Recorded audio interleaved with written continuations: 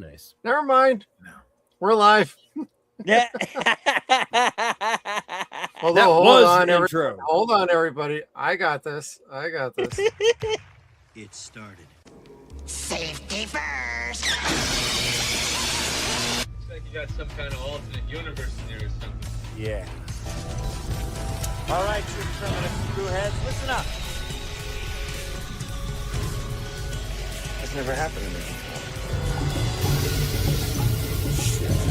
I've been waiting for you. Dead or alive, you are coming with me. Two of you need help. Some folks have a strange idea of entertainment.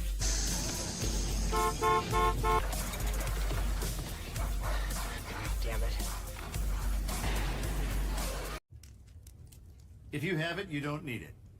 If you need it, you don't have it. You need it to get it. And you certainly need it to get more of it. But if you don't already have any of it to begin with, you can't get any of it to get started, which means you really have no idea how to get it in the first place, do you? The point is, if you've never had any of it, ever, people just seem to know.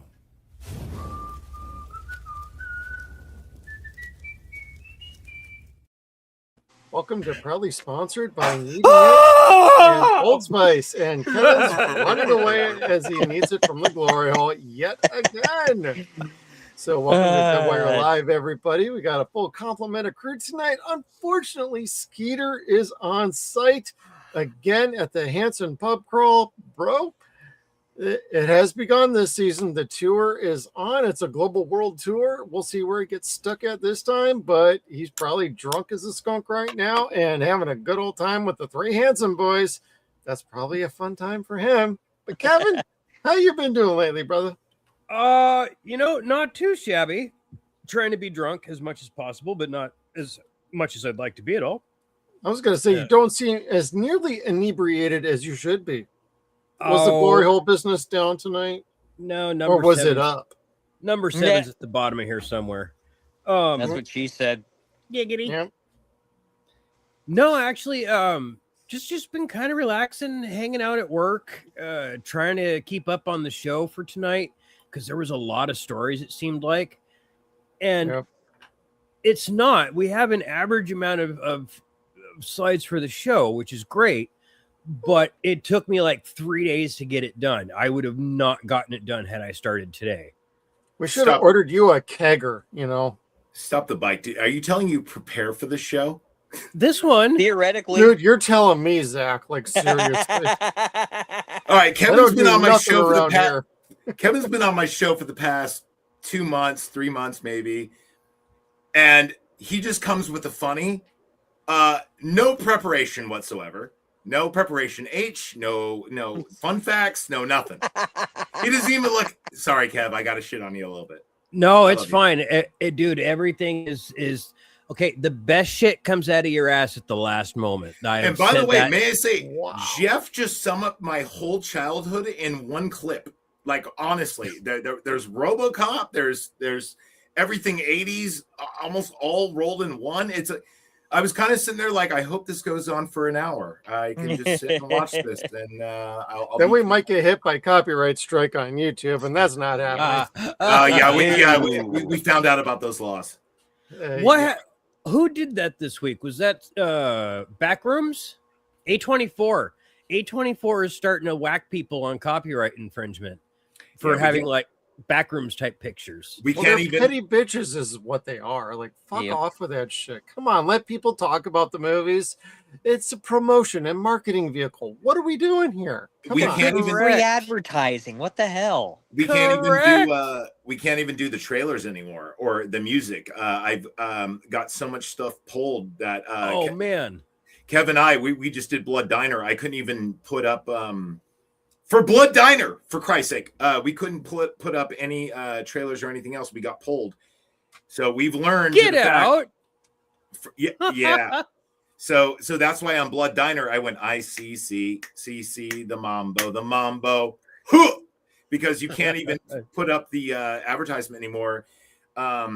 It's getting ridiculous, man. You just gotta kind of work around it, Wow. You were saying something about Blood Diner? Yeah! First they greet you, then they eat you. Oh, Kev loved that movie. Zach, where I pull off shit off my shelf that I haven't watched. Oh man, Kev loved that movie. I'm surprised you guys didn't do it. Oh God, that movie was so refreshingly fun. Oh, and by the way, your t-shirt's coming. And Jeff, if you would like a t-shirt, send me your size. Okay. You'll get. You're always welcome here, Zach. Come on. No. I mean, if you want a Blood Diner Knife Party t-shirt, they're coming out. Oh, really? Yeah. I already got the design made. They look great. They're long sleeves. You just got to send me your size. I kind of wondered if that's where your logo came from, but I was always like, I don't know if I should ask you if that's actually kind of like a little. The logo actually came from. The logo actually came from the movie Brain Scan when Edward Furlong's wearing a leather. Okay. Yeah, and then it evolved into we change it every season. But a great question, great answer, I think. Well, Zach, how you been doing then? Like, come on, you ain't been on our live show in a long time, so man, if ever. I love to be here. This is one of you guys are my favorite to talk to, and no bull. I love talking horror movies and sci-fi and everything else with you. I know I'm not a Stargate guy, but when it comes to hey, don't worry about it.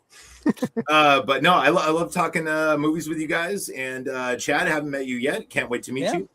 Hey, good to meet you too. Whenever I'm bored at work, which is very rarely because I'm usually busy, but if I ever get a free moment, I'm always going on my friends chats and pumping their podcasts and everything else like that, because the only way we get ahead is together. You know what I mean? Absolutely. High what do they call it? High tides rise all ships. And because we're all fans of everything. But no, I'll tell you one thing, man. Me and my wife went to an empty theater and watched Evil Dead Burn. I don't want to dominate the conversation, but I got thoughts and they're all great. Also, this whole PlayStation debacle. I was talking to Kev about this. I got good and bad news. But anyway, about physical media. So we just had Amazon Prime Day. I went nuts and bought tons of stuff because I have a great fear that thing and canceled my membership today. But I'll talk about that when you want to talk about it. How you doing, man? Haven't talked to you in a while. Yeah, Chad, how about you? It was a bunch of days ending in Y. Before we went live, we were talking about work kicking our asses, and it was either Monday or Tuesday I almost committed assault. Cool. Sorry, that's a good assault or a bad assault? Oh no, I was gonna break the faces of the guys I work with. Okay, so the good assault. Gotcha. It's like, okay, there's 3 simple rules to not piss Chad off at work. Don't leave all the work for me to do. Fair. Don't leave all the hard work for me to do, and don't pile on more work when you've already left all of it for me. Boy, you did my job this week then, apparently.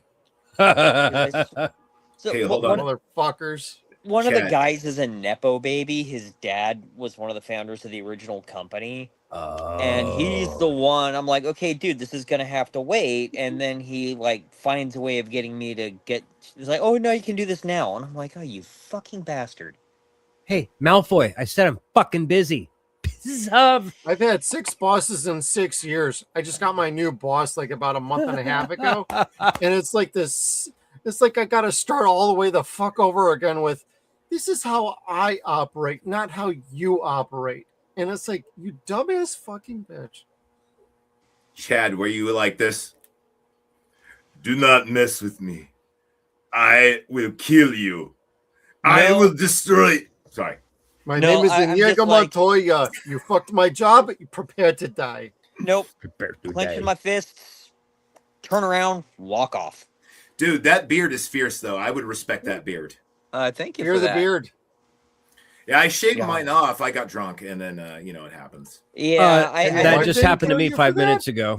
I haven't been completely clean shaven in about 8-9 years, and the last time I did it, I was at the same job but a different department. So I come in one Monday, and I've just got a little bit of stubble. And oh god, the shit I got from my boss at the time. Something went wrong. He looks over at me. He goes, "This is your fault." Like, what are you talking about? Well, I mean, if the real Chad was here, this wouldn't have happened. Chad 2.0 just isn't. It's just not working. Now, without touching on exactly what you do, let me take a wild guess. Do you work at a construction kind of a realtor thing? Like No. you? Oh, No. okay. Because I was going to say it sounds like you work at Lowe's. No, I'm not. That'd be a better retail. upgrade. I'm not retail. I'm in manufacturing. Oh, okay.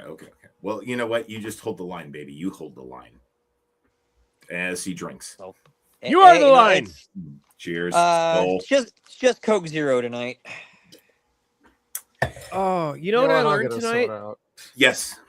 You could buy a bottle of Barks root beer for like $2.88. So we'll say roughly $3, almost $3.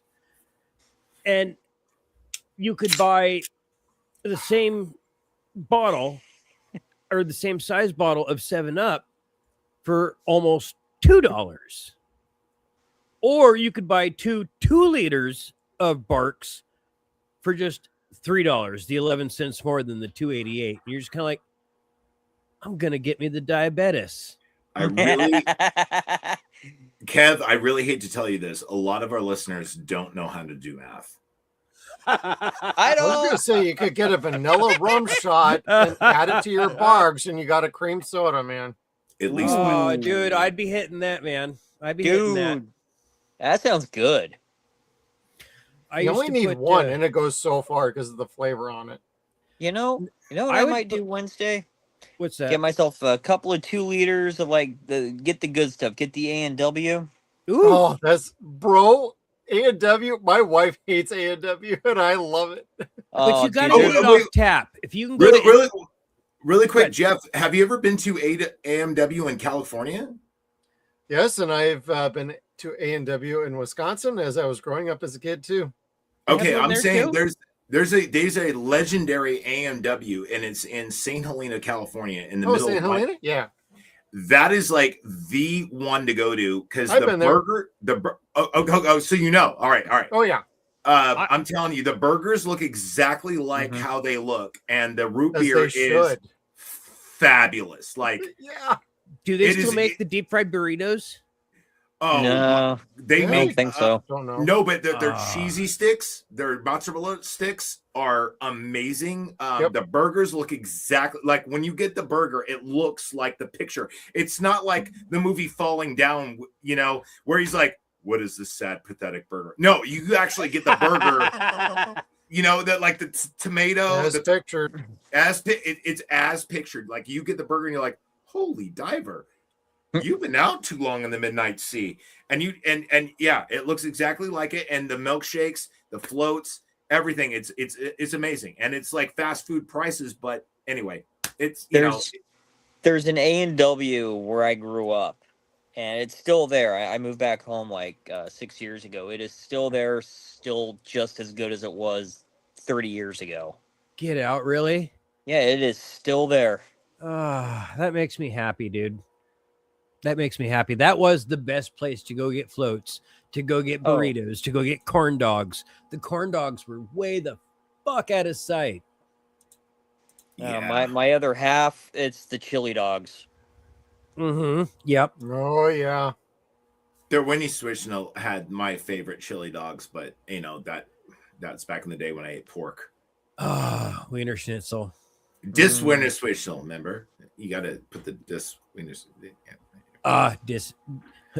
Mine. Winnie Schnitzel.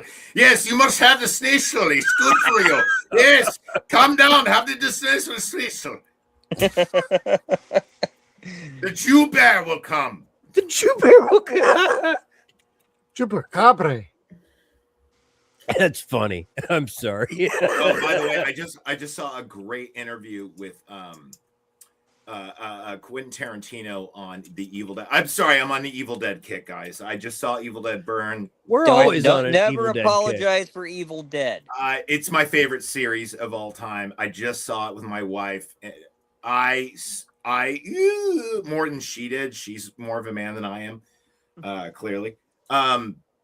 It was so damn good, and I've just been on Evil Ed kick, so like it's been popping up in my social medias, and I just been sharing it. But I just saw a really cool thing. I just threw it on my ex at Father Heel, heel spelled like your foot, and it's Quentin Tarantino on one of the reasons how he figured out how to make the movies of samurai movies, Kill Bill. And he said, I took almost all the effects and the practicality of the humor versus the gore and everything else from the Evil Dead series and Sam Raimi. And anyway, it was really cool. So go check it out if you're bored. Awesome. True. All right. Well, we got a bit of business to get through tonight. And of course, we always start with the sadness. And those are the obituaries. And we've So Odyssey review, here we come. Oh no, I thought you were talking about Sam Neill. Jesus Christ. No. Okay. Well, I don't think Sorry. I don't have a slide for Odyssey. So let's talk about Odyssey Fucking for a minute. terrible, yo. No, I'm hearing opposite. I'm hearing like everybody's just like that was pretty fucking good. Right on. I've heard the same thing. I've even heard like really right-wing political podcasts going, dude, give it a chance. That's like what they're saying. That's surprising. I mean, hold on. The movie is fucking boring, dude. I don't What's know. the Odyssey? All I'm saying is that look, I listen to all sides. I'm not a Oh political. yeah. Same here. I'm not political. I'm just about movies. I'm about Hey, movies. you're Zach. That's all we want you to be. I'm boobies, blood, and gore. Okay, that's what I am. All right, Hey. I'm telling you right now that when Ben Shapiro gave it a 9 out of 10, Ben Shapiro gave it a 9 out of 10. So there must be something there. Yes, it's very surprising. Is that the guy that was just all upset because people were body shaming him? That picture of him and his titties. No, he was body shaming you, Kevin. Yeah, probably. I'm proud of my titties, but I don't fucking. I don't look like okay. Finish that sentence, dude. Sentence. I didn't realize that the man I was looking at was a man. I thought it was a very upset lesbian. Is what I was looking at. Oh, demonetized. Here we go. Yeah, there we go. And apparently it was a male political figure on the right side. It's like, I am so sorry. Oh shit, Chad left. We got. I didn't mean to do that. I didn't mean to do that. Sorry. Nope, I'm here. I'm here. Okay. I'm like, G's probably smacking him, being like, "Get your ass off that camera right now." I identify as a dude, so I don't know what that means. It shouldn't demonetize us, but I do have small nipples, so they're weird. I say dudist. Like I want that to be a real religion. Dude. Anyway. Yeah. All right. So the first. Anyways, real news. Real news, yeah. Well, I don't know. This one came in today from Chad. You found this one, didn't you? No, I Richard didn't. Jr. You didn't? Holy No, I think he may have found that one. Oh, okay. I'm sorry. Oh.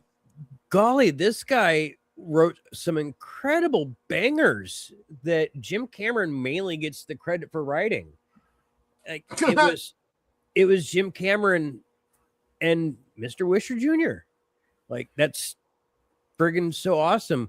Even T2 the Ride was super cool. I really liked it.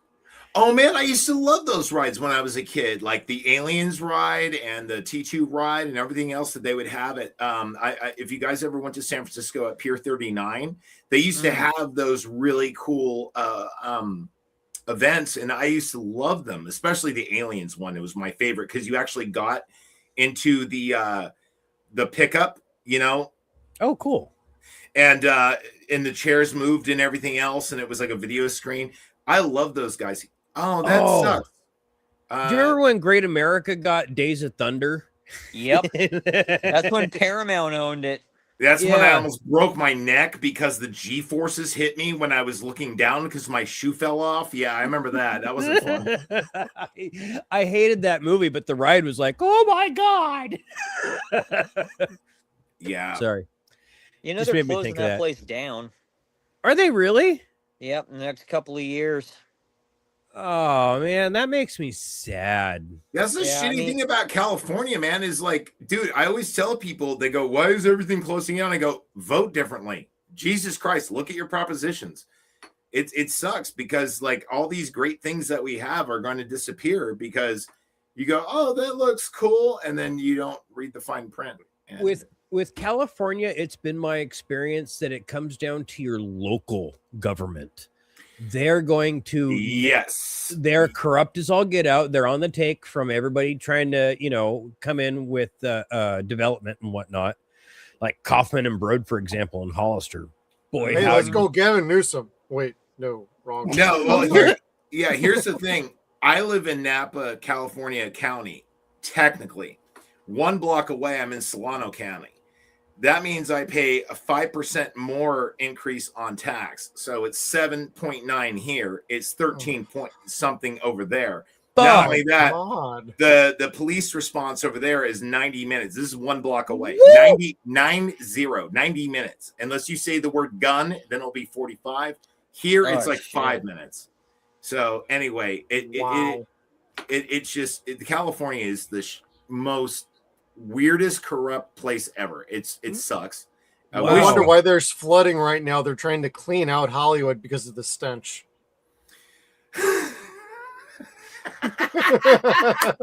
Hold on, real quick. Hold on. I got to give it to him. All right, he gets a Daha. Hey Jeff, if you get a Daha, that's a good thing. We only do that like once every 3 shows. Right on. Anyway, don't you love it now that I have a studio? Jesus. Anyway. Hey, oh man, no way. Yeah. No way. I didn't know this. Oh man. Oh god. Hell got an angel, baby. Oh man, this sucks. Madame Gao, she was the shiny point, the unmentioned shiny point of the Daredevil series, the Netflix series. She was amazing in all the seasons that she was in. She was awesome in the Defenders, even. She was the best part of the Defenders. Let's absolutely, be real here. Absolutely, even better than Sigourney Weaver. Like you're like, oh god, don't start me on that. Why do we need Sigourney Weaver when we've already got Madame Gao? Like she's fucking rad. Okay, she's real quick, unassuming bad guy. Calm your tits there, Kevin. Sigourney Weaver is awesome. All right, she's always awesome. Defenders. But real quick though, I really loved the original Daredevil series because it took what Old Boy did and Americanized it with the one take fight scenes and Daredevil was always kind of a, like when I was a comic book reader, kind of always like a boring character, and the Netflix series actually gave it something until they started inventing the Elektra and then Punisher, and then I'm like, well, I want to watch Punisher now, and Punisher just blew everything out of the water. But no, you're right. This is wow, I didn't even know she was that old. You know, they say either. My wife's Asian. We say Asian don't raisin. You can't really tell how old they are, but they live forever and they always look good doing it. And no, it's true. That's kind of fabulous. Well, rest in peace, honestly. Yes. Like seriously, she was fantastic. Yeah, hey, Skull. Cheers to our departed. And thank you for giving us good cinema. Yeah. Hell yeah. And I gotta skip here. There we go. Oh, the Big Daddy. This is gonna get okay. Hold on, real quick. I gotta bring this up. You know, in Jurassic Park, when they're talking about him being a father, and you know, he saves the kids clearly, and you know, and he's a reluctant father and everything else like that. And at the end, the kids are in his arms and they fly away, and you're looking at and you're like, that is a great figure, a father figure. You know, it's kind of like the end of Jaws. Yes. I mean, Steven Spielberg does a great, at least used to do a great work of pathos. And Sam Neill went from an unknown, I mean, to the layman, to one of like a great father figure, like that. And it really sucks. And the thing is everyone thinks Jurassic Park, but let's actually talk about what's important about Sam Neill's career. And that's one of the best horror movies of all time, which is Event Horizon. Event Horizon is still probably in my top 10 scary movies of all time. Still a great movie. He makes the film. He makes it terrifying. When he's just looking, he's like, we've already here. That, like, oh my God, Sam Neill. It's I just bought the special edition. I'm going to review it. Kev, Jeff, of course, you're totally invited on it, and so are you, Chad. If you want to do it's on August the 5th at 5 p.m. Pacific Standard Time. I would love to have you guys on, but we're going to be talking some Event Horizon. We're going on at 5. Going out at 5 Pacific Standard Time. Yes, on Wednesday. And but we'll wait for you. If you send me a text or whatever, we'll figure it out. But I'm off at 3 that day. We're going to be talking about it, and I love Sam Neill, and for him to make, like, there would be no Dead Space if it wasn't for Sam Neill. I mean, think about that. That, like, sure. Really, he's the one that brought that Hitchcockian space terror kind of thing. He's the one that made it. Lawrence Fishburne, yeah, a little bit, but I mean, you could replace Lawrence Fishburne with everybody, but Sam Neill, his facial reactions, his acting, his character involvement, of course you got it.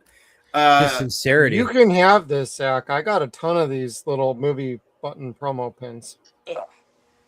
I would love. Hey, I'll tell you what. When I send you a shirt, you send me that in return.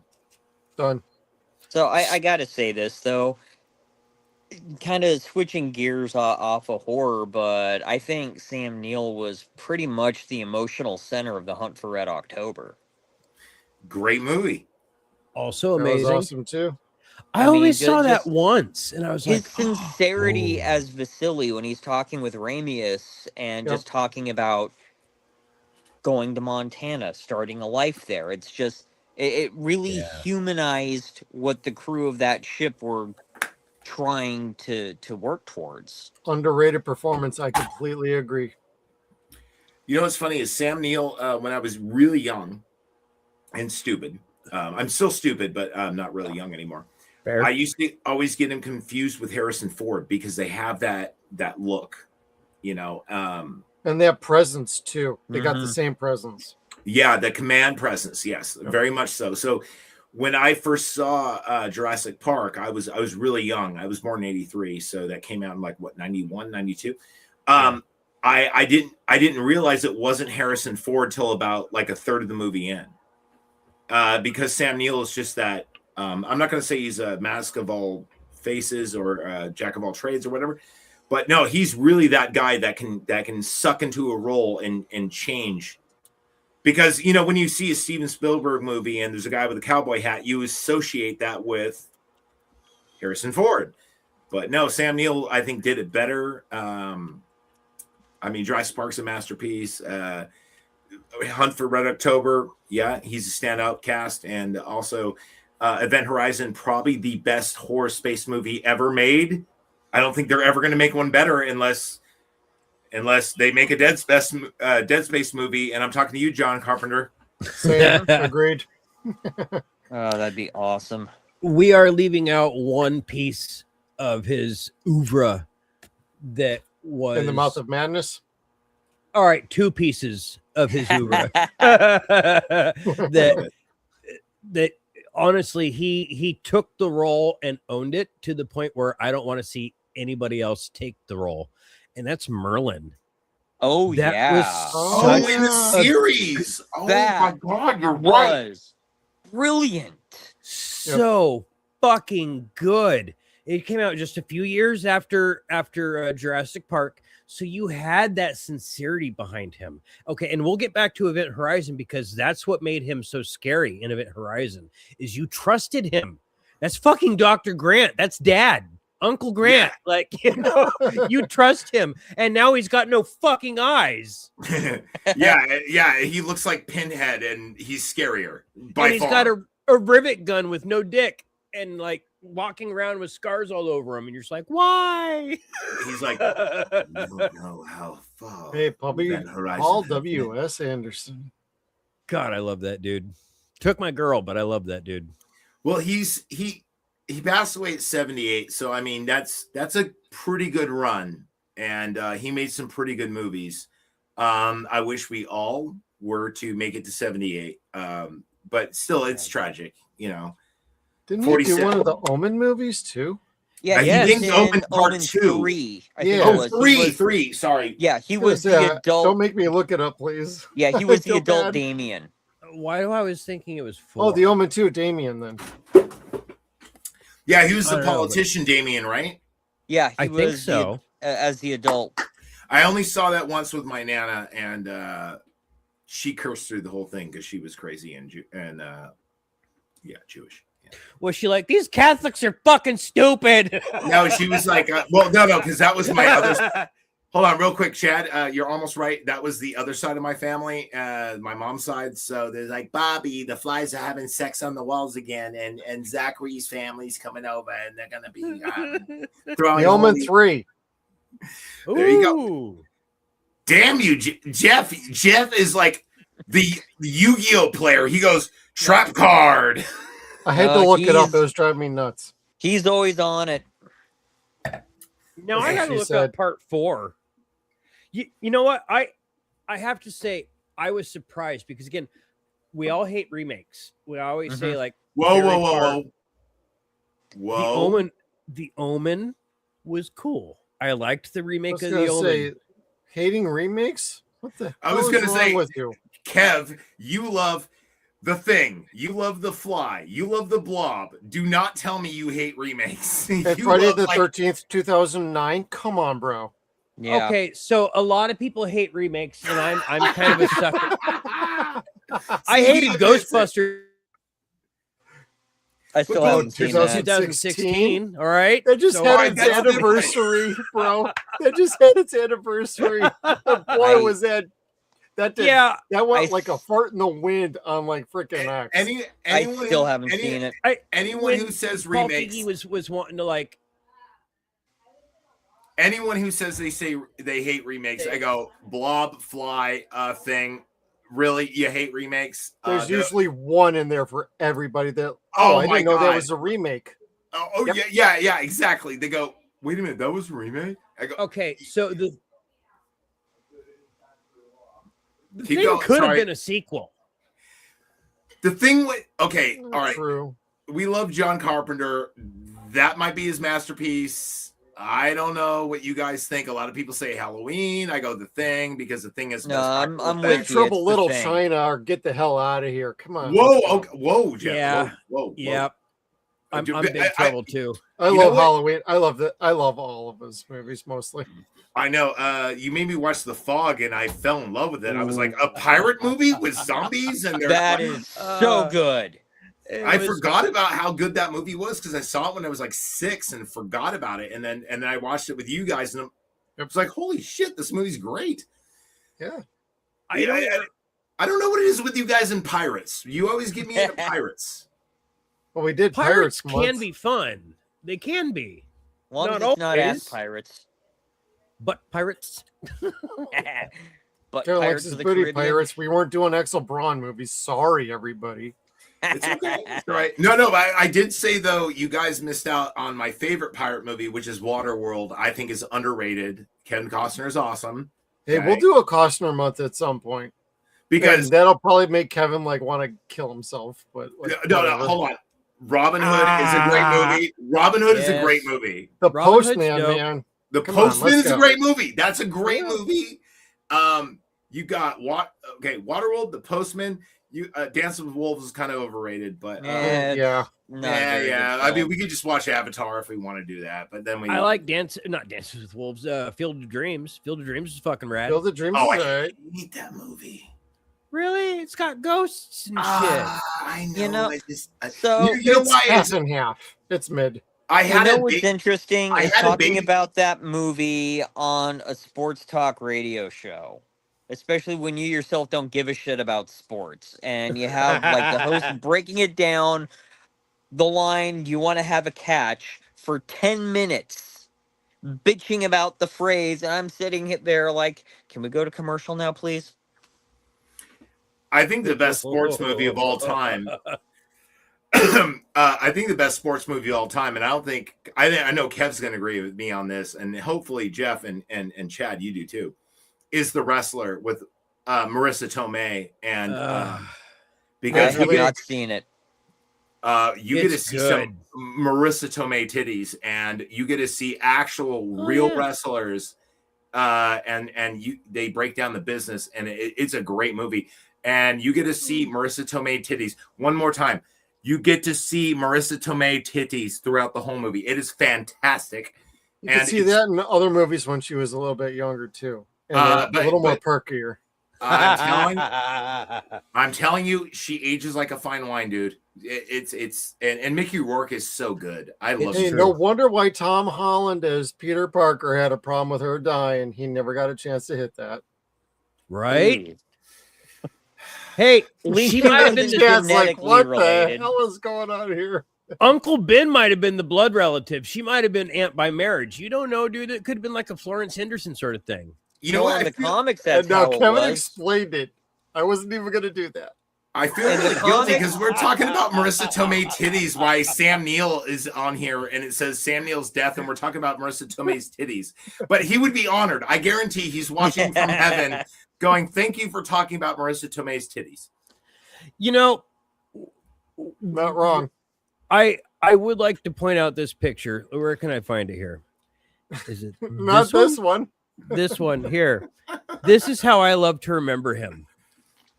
Making friends everywhere with everyone. I absolutely adored this man. Like, to follow him. Had a farm. He had a farm. He had a winery.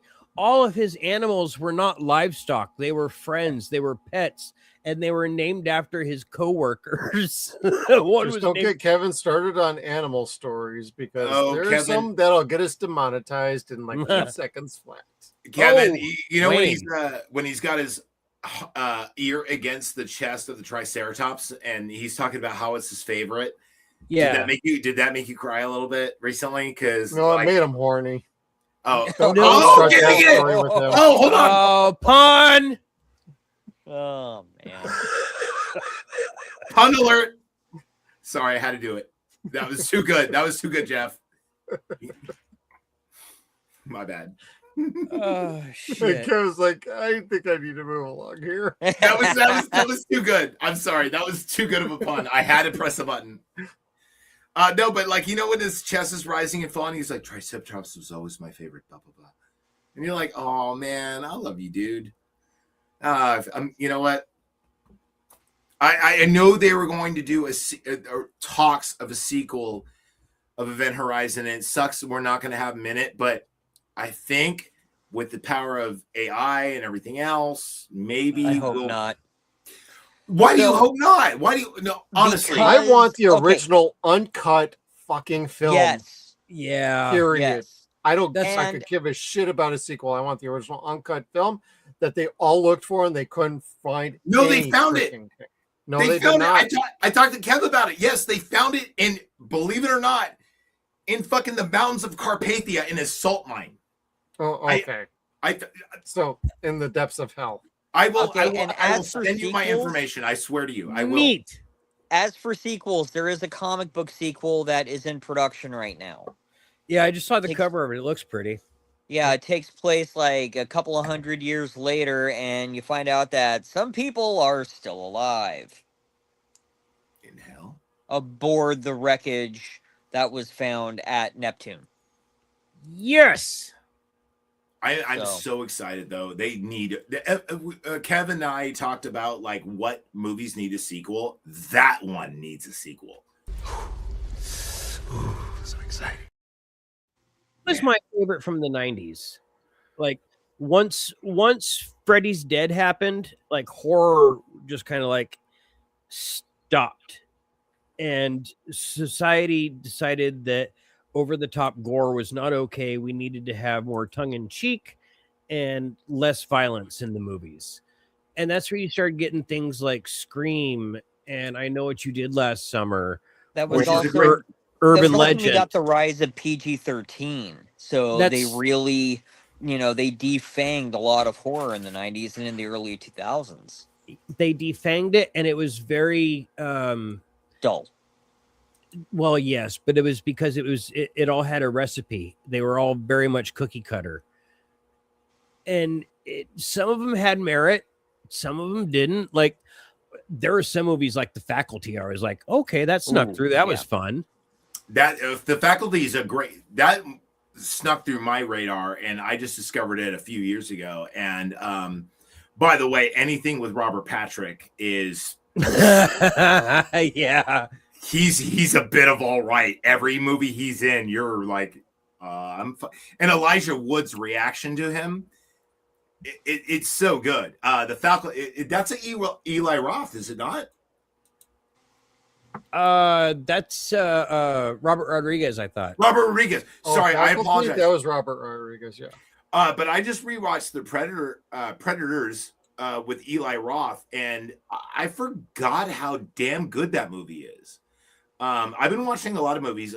Like I said, there's been the Amazon Prime sale.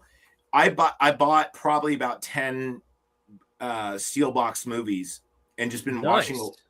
Yeah, and just watching a lot of them. Like I said, they're going to take away our shit very soon, and so I've been really into just buying some movies, and I've been trying to plan our show. Kev and me and Jeff and also Chad, you're definitely welcome to join my show anytime you want. And I've been trying to pick out some cool movies for us. Like I got Blood Diner, Tremor, a lot of good stuff. And I'm watching them, and I'm thinking like, man, like they really don't make them like they used to. And also on top of that, they edit the fuck out of them if you're on any type of streaming. They're gone. Like it is, dude. Try to watch Predator. It is not the same if you watch it on Disney Plus. Just saying. Really? Yeah.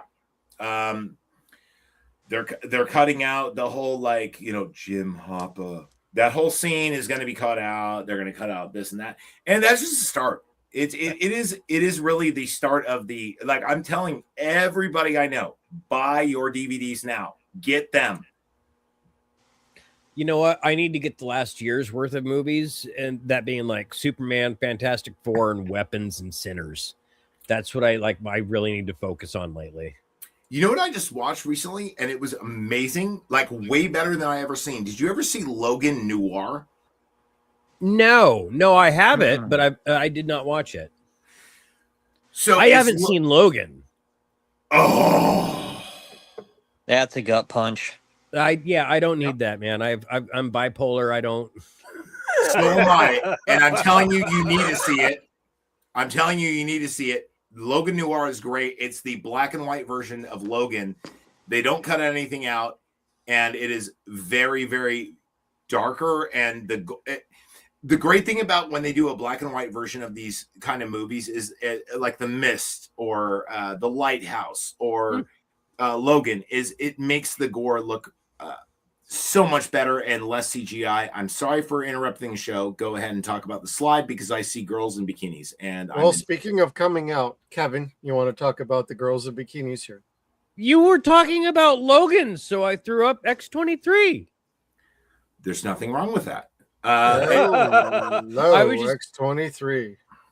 And look, on the right, that's actually pretty much comic accurate. My future X-23. I'm a little old for that, but I mean, I can see the appeal. Well, nowadays she's wearing a uniform more in line with Logan's. I mean, since she also was being called Wolverine. Oh, this is Alexandra Daddario, right? No, this is Daphne King, which means we're all on a government watch. Holy crap, that is her. All right, it took me a minute for my brain to go, no, that's not okay. I tried to give you an out. She's able to vote now.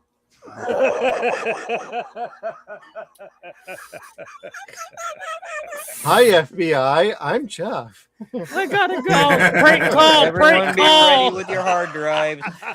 Oh, don't worry. They're not listening past this point. We've already been on the air for 50 minutes and 29 seconds. Dude, they're covering up somebody else's hard drive. Don't worry about yours. Yeah, they're covering up Kevin's hard drive right now. Hey. Hey, Well, that also has his client information from the glory hole. That also And has and the hammer called Kelly. as a deactivated lawyer, I will be his defense lawyer. Don't worry. I'll take care of Kevin. Don't worry. I'm not I'll make defending sure. I'll Kevin. make He sure our can boy. rot. I'll make sure he stays out of a cell. I won't. I'd let him rot. my very own Carl Zaslow or Laszlo. Hey, Jeff, I need an intern. Okay, all right. They're not cheap. All right.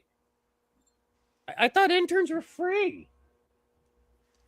You just Exactly. So if I get you out of jail for anyway, never mind. Go ahead. Get me out of jail first, then we can talk. Hey, I don't think you're going to get in jail. You're kind of like a stable human being. You're not like a Jeff, or sorry, you're not like a Kevin. As far as you know. Well, dude, I mean, didn't you watch Anger Management? There are two types of angry people in this world: explosive and implosive. Kevin is both. Well, I'm the motherfucker Yes. that will take a baseball bat to the copy machine. All right, that's me. So Die, motherfucker, die. Yep. Yeah. How can there be paper jam if there is no paper? What the fuck does PC load letter mean? We need to do that at some point too. I love Office it's a Space. I've only great- watched it like once or twice, but it's Great fantastic. fucking hey, you know the movie. Nazis had flair. The Nazis had flair. We need to talk Hold about on, your video. real quick though. The older I get, I know I'm cupping the balls right now, but I have to. The older I get, Jennifer Aniston gets hotter. Yeah, I don't know what it is. It's like I see her in Horrible Bosses, and I'm like, holy shit! I need to take a bathroom break when I'm watching it with my wife. Cold shower. Or find a wife. Or hot There's shower. Horrible Bosses. Just go with it. But I used to not think she was attractive, and now all of a sudden I'm like, Hello, mama. yeah, exactly. I don't know what it is. Well, I think it was the MILF status compounded with the fact that she was in incredibly good shape and aged a hell of a lot better than any of her co-stars did. Yeah, It her still did a face. terrible sequel to a legacy franchise. What was that? I Know What You Did Last Summer. Okay, hold on. Why do you guys hate that movie so much? The movie is great. It's got typo negative in the beginning, for Christ's sake. No, I'm talking the remake that she did a legacy sequel to. Oh, is it terrible? I never saw it. I Yeah. only saw the first. Yeah, the first one's the best one. After that, forget it. Don't bother with Yeah, it. Because it's got here's the messed up thing though. The person who wrote the original novel fucking hates it because it's not even really an adaptation of her work. Yeah, Get I know. out. We did a whole thing about it, and it was like a Hardy Boys novel practically. The original novel of I Know What You Did Last Summer was almost like a teenage school, like. Yeah, that's exactly what it was. I mean, but it got turned into a slasher when there was no real slasher element to it. Real quick, let's stop the bike on that one. Yes, I want Long John Silver chasing after me It's for an not hour and a half. actually a slasher. If you watch the movie, there's almost no blood in the whole movie. It's almost more of a suspense type movie. There's actually almost no blood. I blame My Tipper mother Gore. prepared to die. It's just kind of like a Scream-esque version, but PG-13. I even think the movie is rated PG-13, but it has typo negative in That's the. what it is. It has typo negative in it, so I gotta love it, and it is a great movie. Okay, sorry. To each Kevin's their own. lining up for the glory hole apparently right now. I'm just saying, I did not like any of those 90s slasher movies. Like Scream offended me. I was like, and this is before I started drinking. Like I saw it and got belligerent. That was my first. The only one I drunk like is Urban experience was watching Legends and the Scream. first I Know What You Did Last Summer. Those are the only two I have ever liked from that era. Period. Really quick though, can we in the soundtrack of Scream, there's a song by Garbage called My Ex-Boyfriend Always Lies, which basically tells the whole fucking story. If you bought the soundtrack, you know exactly what's going to happen. Because the band movie. Garbage, sorry, I'm sorry I'm yelling. The band Garbage tells, I know, I do too. The band Garbage tells exactly the plotline of the fucking story. Anyway, I'm sorry. And if you knew Norwegian, if you could speak Norwegian, you would know exactly what was happening at the beginning of the thing. Yep. Okay. Oh, yeah, that's true too. Yep. I'm sorry, Kevin. I'm good. I'm good. All right, Kevin. So what's going on with carry this guy? on. All right. So like I've been saying, it's a little bit of an emotional roller coaster tonight on the show. We're trying to we've got some really fucking deep lows with Dr. We're going Grant through the passing. 5 stages of grief here. It's true. Yeah. Like Work, like good people dying, shitty movies, and shitty movie news. and shitty movies. Yeah, there we go. yeah, and barely legal teen boobs. Actually, she's old enough. Hey, now, whatever. Hey, you Don't point it out anymore. Stop. You silence yourself on that, okay? Because we're all about boobies and blood. All right. I am too. I like Daphne Keane and I like McKenna Grace, but they are two very different people, and I respect them for that. Like McKenna Grace does not put herself out there. Are you like telling Daphne me? Keane does. Are you telling me that I don't respect any girl that puts her boobies on a R-rated movie? Because No, absolutely not. Absolutely not. That is the exact opposite. We Probably salute sponsored by you. Mr. Skin. Please go to MrSkin.com for that 25% off discount called. Do they still exist? I thought Playboy bought him out. But like I remember Bob Shea in I think it was one of the documentaries for Nightmare on Elm Street, either the original movie or the big DVD box set that they did. But he was talking about how sometimes you just had to get some extra casting. You get a pretty young girl that doesn't mind taking her clothes off for some extra money, and it turned out to be cinematic gold. Like, Hence, Friday the 13th Part 2, where they were paid basically nothing, and then if they took their clothes off, they got paid more. Really? Oh, dude, I did a whole thing. Friday the 13th Part 2 is one of my favorite movies ever, and unfortunately, the cast of that movie is so good, and they got paid almost nothing, and the girls got paid a lot if they took their clothes off. Wow.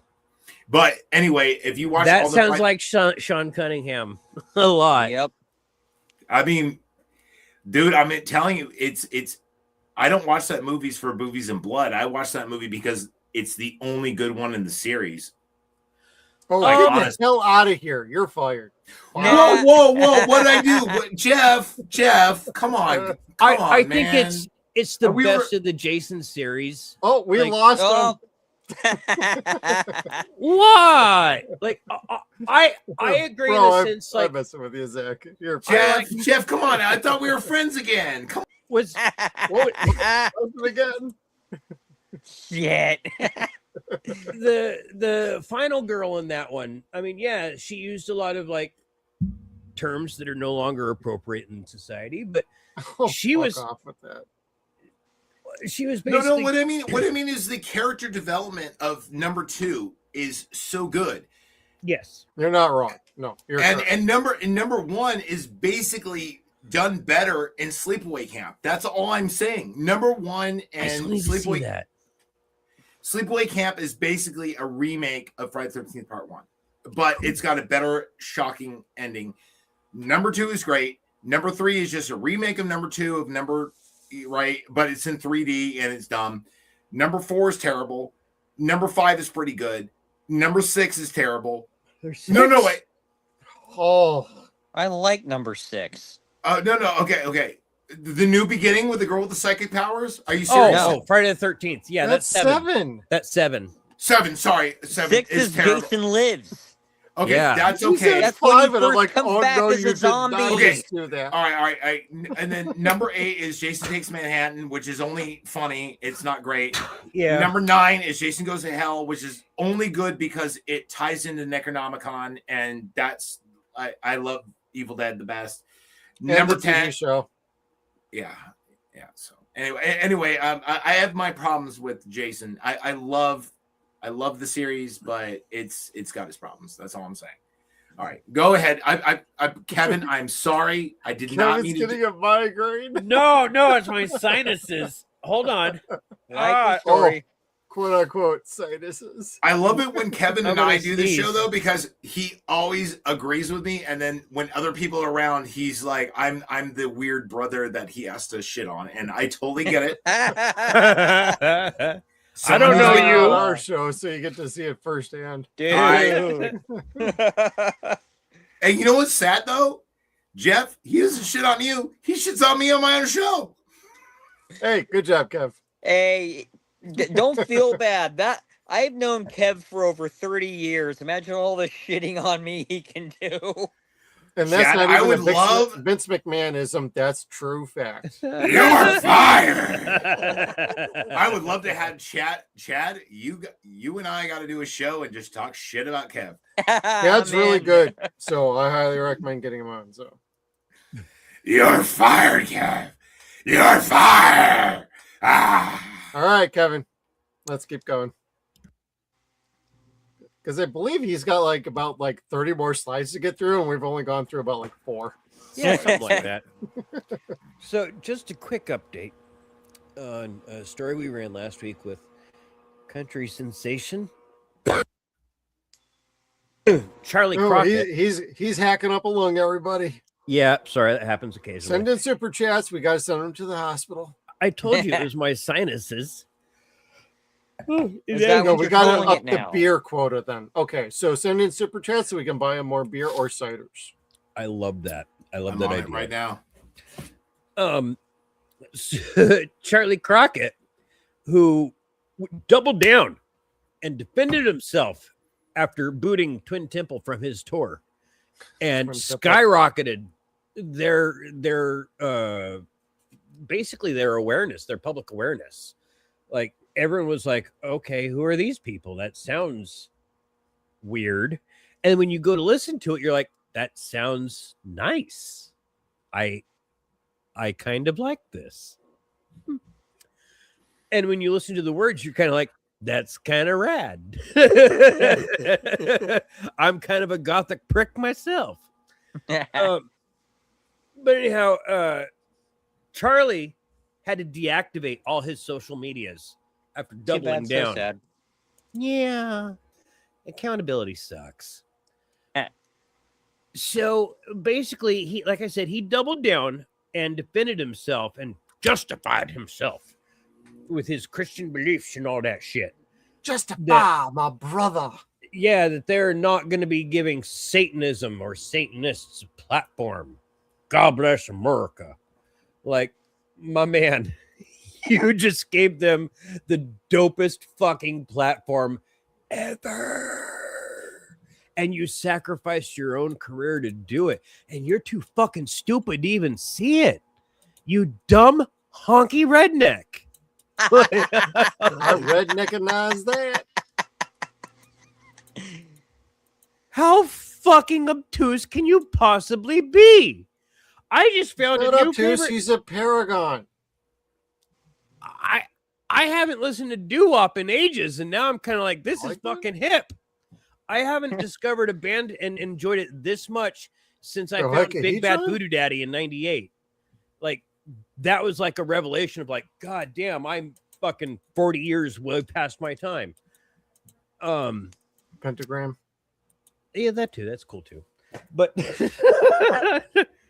only in the movies. Anywho's, let's see here. I'm just saying good for them. And Charlie Crockett, sorry you got canceled on the left and the right. Oh, Well, he sat on a rocket. That's what you get. Yep. Your virtue signaling is never good. It's stupid. Everyone gets annoyed when you virtue signal. Dude, I just got canceled a little bit. I just reviewed the movie Citizen Vigilante, and I got a little bit of heat for that because oh, that's right. Yep, it happened. Eli Did Bull you like it or I thought it was a great movie, but I reviewed it.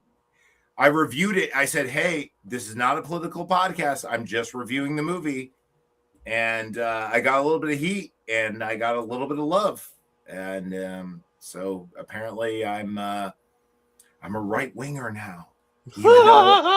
Welcome to the other side, Zach. Well, I mean, the sad thing about it is I was just reviewing a fucking movie. I know.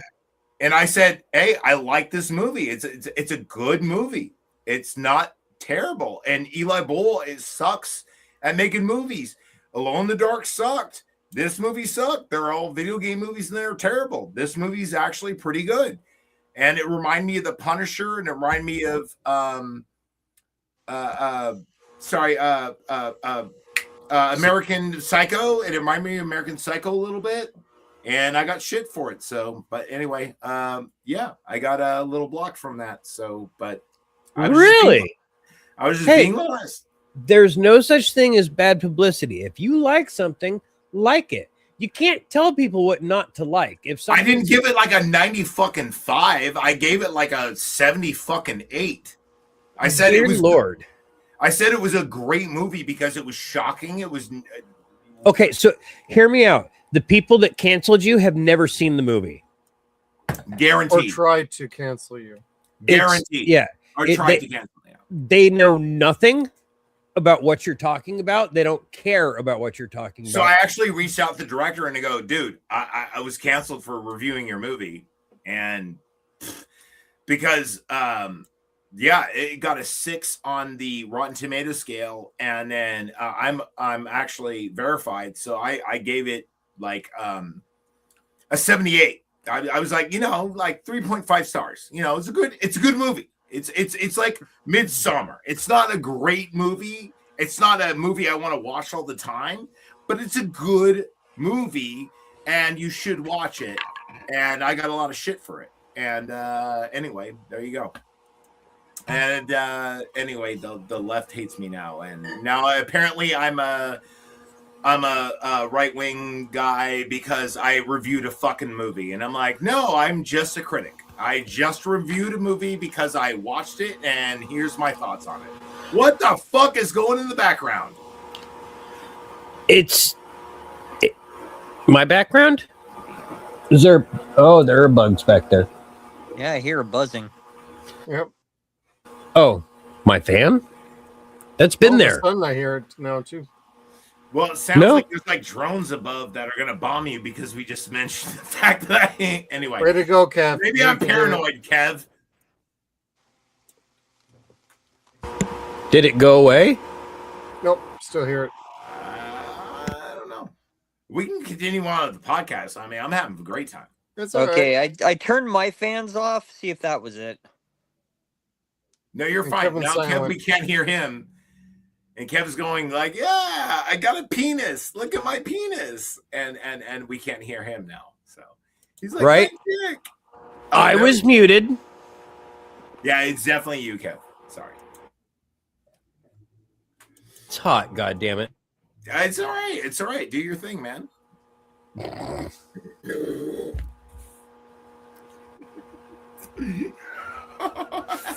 Fuck you guys. Let's talk about Taco Bell. Yeah, man, we don't really do hot news topics, but this one was kind of hard to pass up. Dude, I love Taco Bell. If you guys insult Taco Bell, I'm going to be in their corner. No, so what happened is a whole bunch of people across 34 states got explosive diarrhea. And TMZ announced that it was linked to Taco Bell or could be linked to Taco Bell. First off, you know what you're dealing with when you're dealing with Taco Bell. You're going to have diarrhea, okay? It's just part of the... It's part of the experience. It's part of the experience. Dude, if you not go to Taco Bell and you don't have diarrhea, you haven't had Taco Bell, okay? I'm sorry. I am sorry. With me, it's a little different because it sits in my gut. And I don't know if that's because I don't have a gallbladder anymore or not. So check it out, Chad. You got to go with me. All right. So I get. Oh, shit. Dude, I have an order. Okay. I get the chicken quesadilla, and I add the ground beef. Okay, boom, and then I get the crunchy tacos. I go double beef, no sour cream, extra onions. And you can then, go double beef? Yeah, double beef. You're gonna have diarrhea, but it's gonna be good. Good diarrhea. It's good diarrhea. You expect it. It's like you're. It's not a tumor. It's not a tumor. It's not a tumor. It's very good. It's not a tumor. You're gonna have diarrhea. It's gonna be fine. Everything works out the same way. You know, it's good. It's good. I'm coming all the time. You know, I'm coming. You pause your movie or your game whenever it comes around. You know what? It's time. Grab your tablet and go. I grab a whole sheet of toilet paper and I go, Speedy, I'm going to the bathroom. Leave me the fuck alone. And the door closes and I do it once a week. That's not too shabby, although you should probably try to poop more than once a week, man. Otherwise you're gonna have That's why Taco Bell exists. I got the celiac disease, and let me tell you, it sucks. Anyway, so yes, it turns out Taco Bell was where people were getting the sickness from, but it wasn't necessarily Taco Bell. It was lettuce from Tyrell. Tyrell's a company based out of Salinas, California, where Chad and I are from, or near where we're from. Yep, It's 40-ish minutes away, I think. Yeah, it's the dark asshole of Central California. That in King City. Oh God, King City. Oh, I have a record there. Do you really? Yeah. The most car flipped off of a ravine. Neat. 450. Look that shit up. 450 feet flipped off a ravine in King City. That was me in a Mazda Miata 1993 color red. Look that shit up. That was me. Actually, here's a scar. Here's the scar. And the other one's here because I have long hair. But King City. Fuck that place, by the way. That place is scary because when they actually airlifted me, it was to a prison hospital. And the guy was like, I'm going to fuck you when you fall asleep. I'm like, nurse! I am the nurse. And I stabbed that motherfucker. You know what I'm saying? Yeah.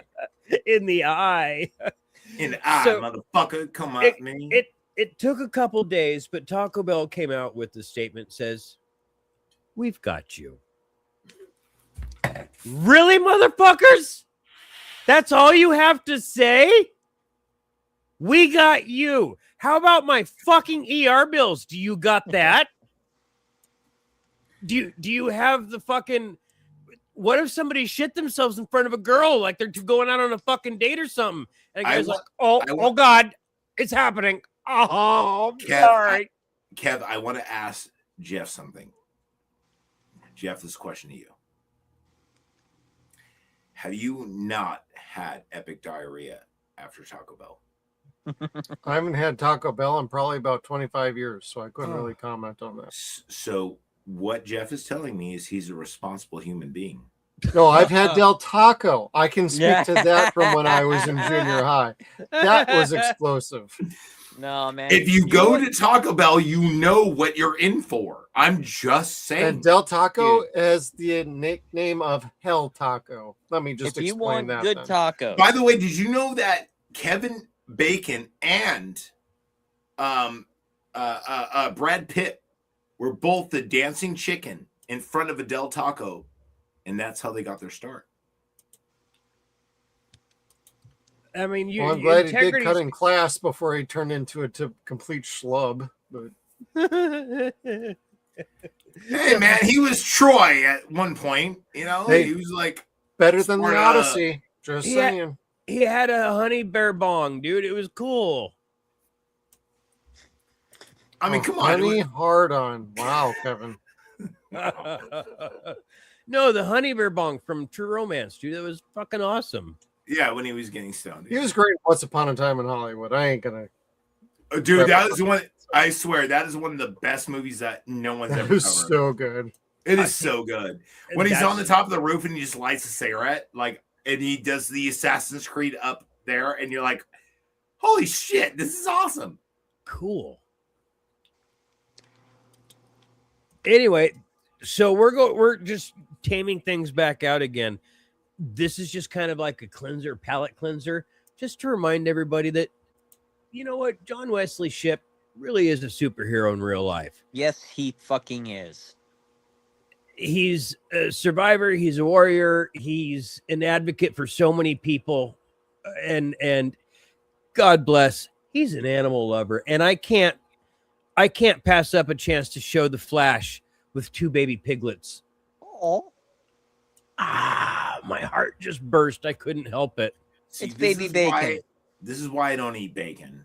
I swear I don't eat bacon, and it's because of this stuff, man. Like I know it's delicious. I know it is, but when I see these kind of photos, it's I gave up bacon 2 years ago, and like, yeah, this kind of stuff, it's hard for me to, you know. So it's like seeing a guy with a cat and going, yeah, I'm gonna eat cat. You know what I mean?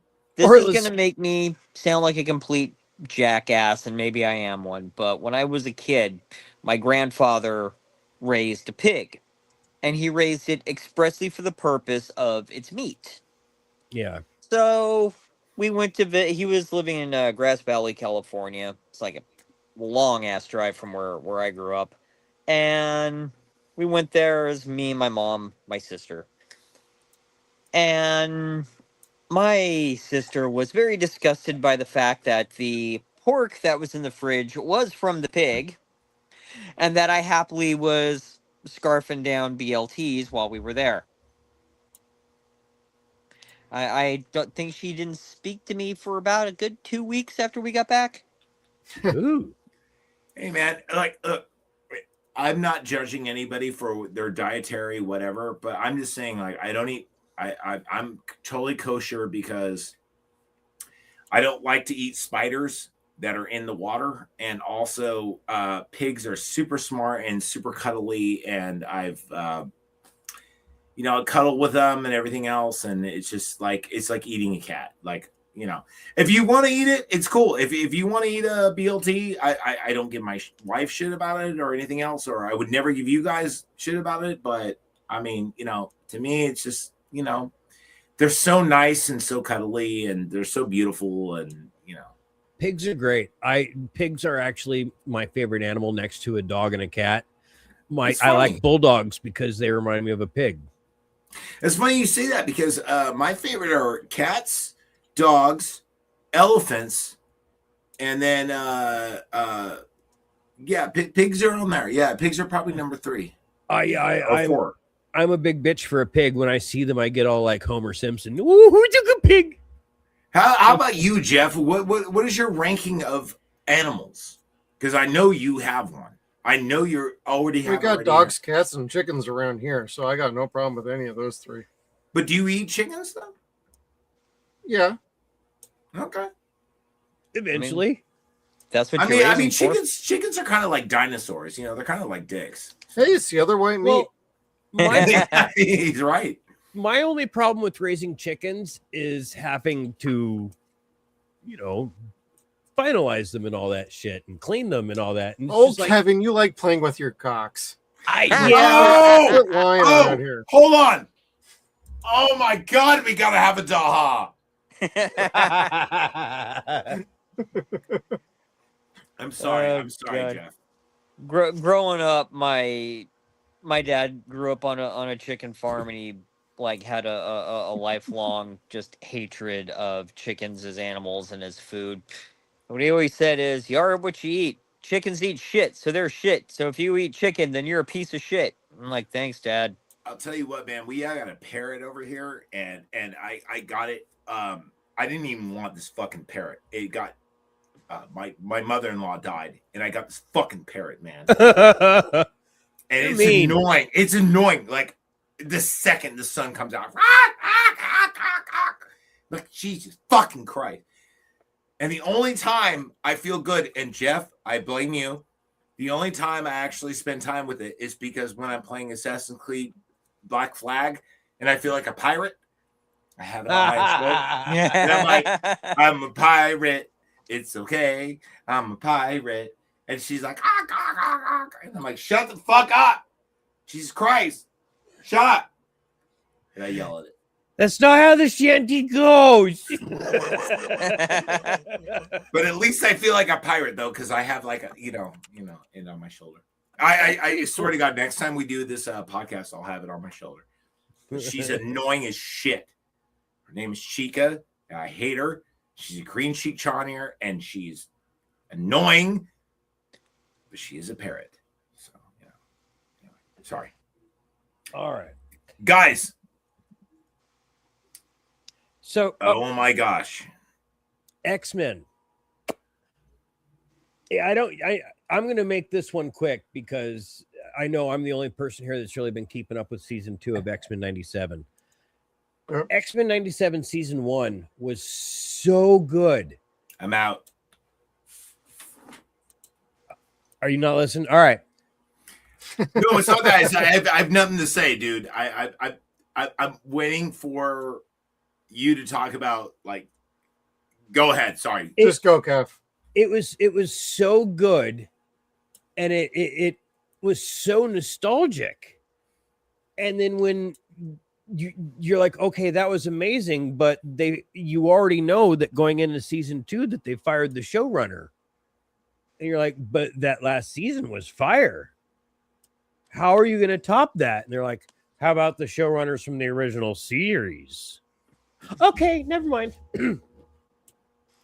So you got Eric and Julia back, and that's just, amazeballs, because they and of course several new writers that have been working on season 1 as well they're killing it. They are bringing it with the story. They are making Apocalypse more savage than he ever has before.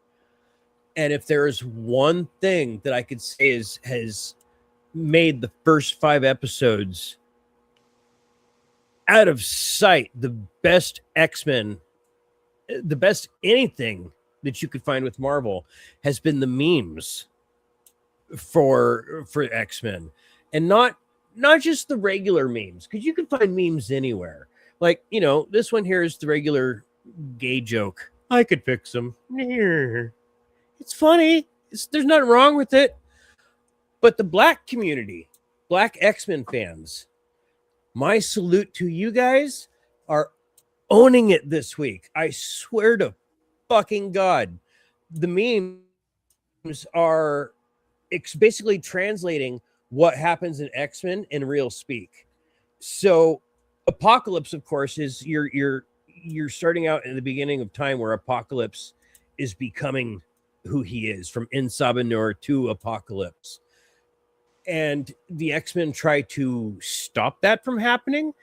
And by them trying to stop it, they actually create it to happen. Like, basically, they were predestined to make that catalyst happen. They call it a predestination paradox. Yes. And it was pretty goddamn wonderful. So you've got Apocalypse, this dual plot line of Apocalypse trying to come into power and take over Ramatut, who is the pharaoh at the time, but of course, and who is also Kang. Correct. Kang messes with Kangs and shit. Kang messes with everything as best as he can, trying to beat Apocalypse, and when he can't, gets in his time machine and he's like, all right, and like smiles at his lady that was for his right hand man, basically, who is apparently destined to become the wife of Apocalypse and the mother of the original 4 Horsemen. And he was explaining about this, basically made some hint about that. And she goes, what do you mean? And he turns and smiles. He's like, only time will tell. And he disappears. But the best part is it's John Delancey. So it's Q. And it's just, it's so iconic to listen to. But the black community was like, oh my God, this is what that means. And it's like the first thing I saw was Charlie Murphy going, he is a habitual line stepper. And like, it shows the picture of him and Rick James. Yes, that's perfect. The smile here when she says she's pregnant. Oh, only time will tell. Deuces. That one made me laugh. I love this one.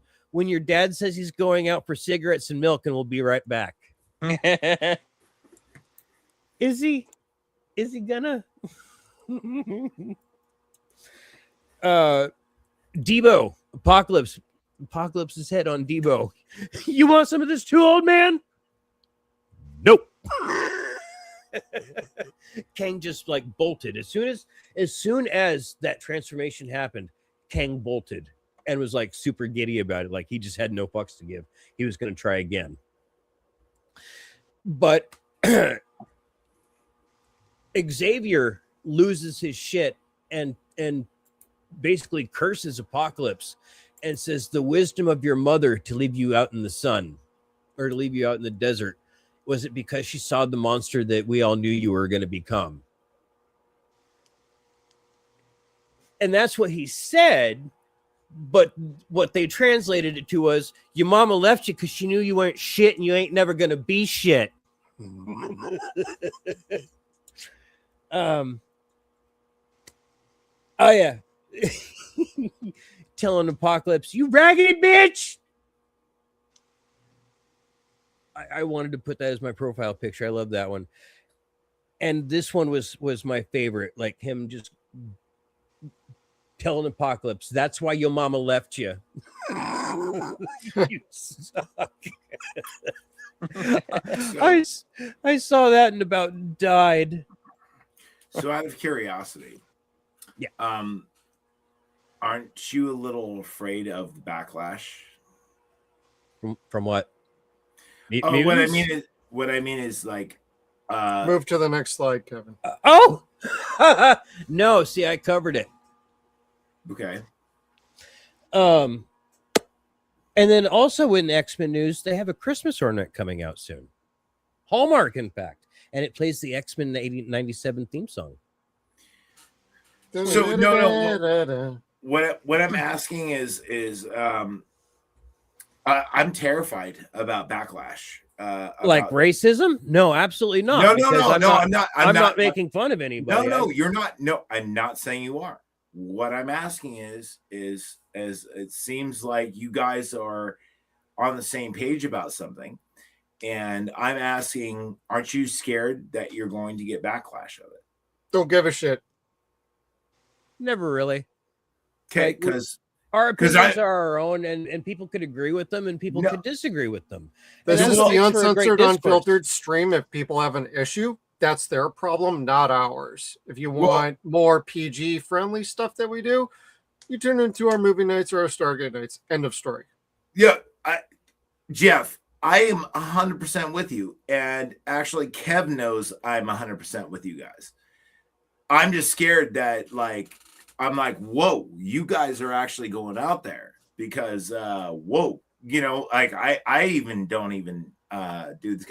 I love that you are. I love that you are, though. I really do. I think I was like, wow, you guys are actually heroes because you're throwing No, I didn't make that. I did not make that. The people that made that, those are the people that were like, no, Kevin, he's talking that we highlight it and even bring it up.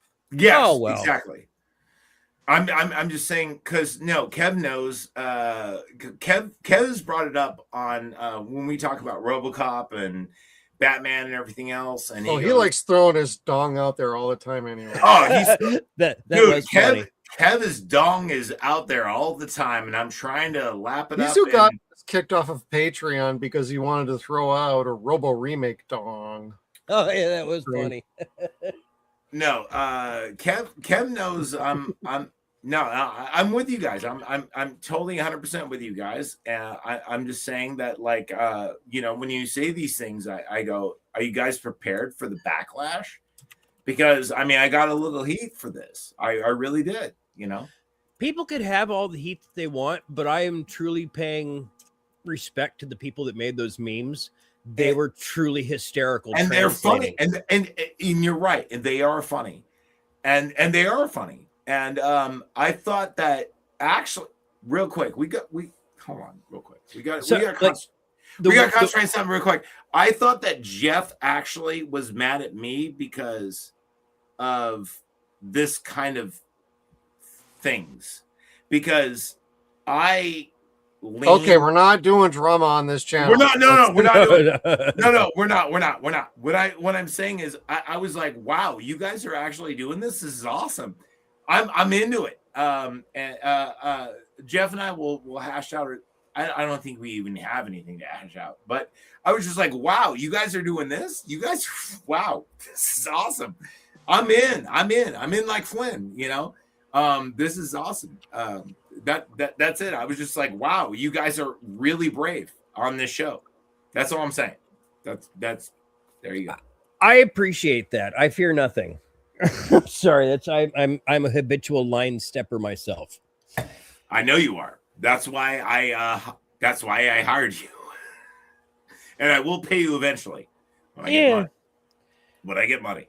So Anya Taylor-Joy, who's apparently in the new Lord of the Rings, is that The Hunt for Gollum? That's what it is. She admitted to Variety in an interview that no, she's never actually read The Lord of the Rings. Can we just leave fucking Lord of the Rings alone? It was done. It was great. Leave it. Sorry. I want to agree with you. Yes. But did they leave Dracula? Did they leave Dracula alone?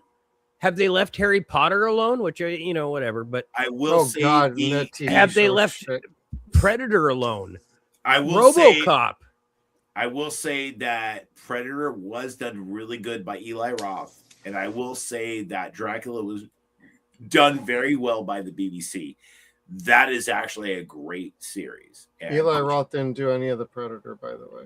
That was didn't he do Predators? Rodriguez. That was Rodriguez. Oh, my fault. I apologize. That movie's great. Sorry. That movie is great. I just rewatched it last night. It was fantastic. I like Adrian Brody in that one. But anyway. God damn, he's so good in that. And also the IDF girl is so good in that too. Yeah. But Anya, she's never read The Lord of the Rings. And she told the interviewer that she was going to get to it very soon. But when she was growing up, that she had this weird conception that you could either like Lord of the Rings or Harry Potter. Meh. Oh my God, I saw that clip. You couldn't like both. And you're just kind of like, no, trick. When you're at that age, you should probably be watching Harry Potter. So by the time you're done with it, you're old enough to watch Lord of the Rings. It's a progression step. That's like a masturbating to Twilight to watch 50 Shades of Grey. I mean, everyone knows that the LOTR is the best series to sit down and watch. I mean, there's two different things. They're two different things. LOTR is the most watched thing during the Christmas season. It is the most watched Christmas movie. Look that shit up. That's kind of awesome. But I mean, it's a movie about an epic war. Truly, it's an epic movie. I consider the trilogy being one long movie, just like the book being one, or the trilogy being one long book. But it's so very different, but being the same type of fantasy. So LOTR, and also it was all filmed at the same time. You know what I mean? So the actors are the same age, and yes. Well, LOTR is like a different, like that it will never be done again. And it's 3 movies back to back of that stage, never happening again. Yeah, it's never happening again, and it is one of the best movies of all time.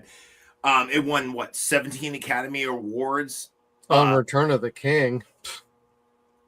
It's so good, and even if you watch the mini versions, not even the long versions, LOTR is probably like in our lifetime, probably the best cinematic masterpiece we'll ever see. I mean, honestly, one of them.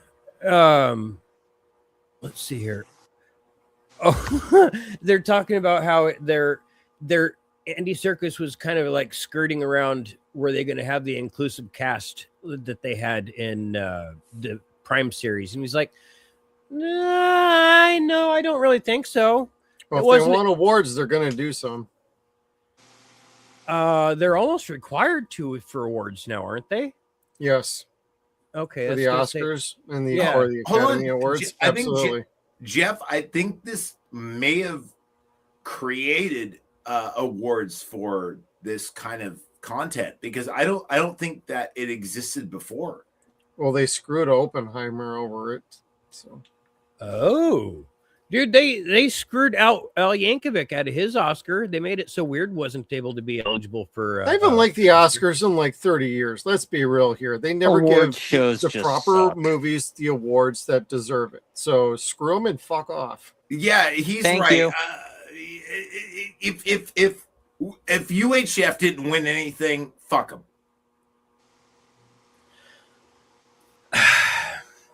Honestly, I want to say the last movie that won an award that I liked was Return of the King.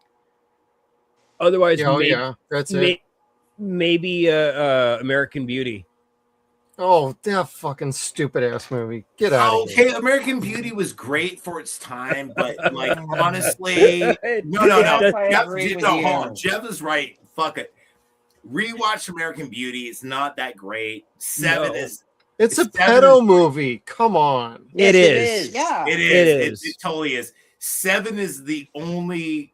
Okay, 7 is awesome. Yeah. 7's dope. Yeah. 7 is dope. But David Fincher rules. Oh, David Fincher is awesome. By the way, David Fincher made Aerosmith cool.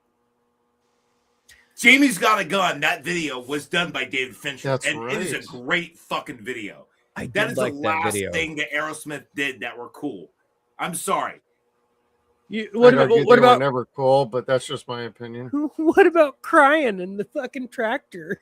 Oh my god! Well, hold on. If you want to watch, Did you have to go there? If you want to watch, I agree with Chad. Why don't you just watch Clueless and jerk off to that? Because Clueless is a better movie than Crying, and it has Alicia Silverstone in it, regardless. Exactly. And also, it's not a better plot. Yeah, actually, it does. So, but speaking of AI and ridiculous things, since Lord of the Rings is using it to de-age their actors, George Lucas is maintaining that AI is here to make movies easier, or making movies easier. Bullshit. Oh, let's get something straight. You had one good movie, and it was because your ex-wife made it fucking rad. Are you talking about Empire Strikes Back? I am talking about, the original Star Wars, A New Hope. Like edited by Marshall Lewis. Once you get to Empire, Erwin Kirshner did that.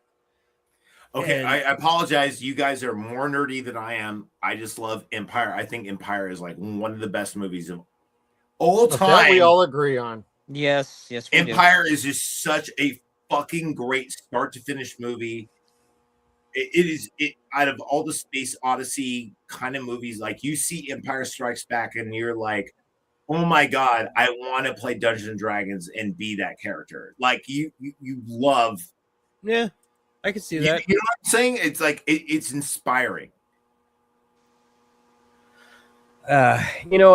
They created something so great with that original franchise, and they've watered it down and convoluted it so bad. And the only thing that I want to say is keeping it real. Spaceballs. Oh shit. Not interested. Not interested either.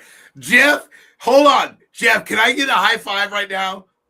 Can I get a yes? Oh, I do not give a shit about this movie.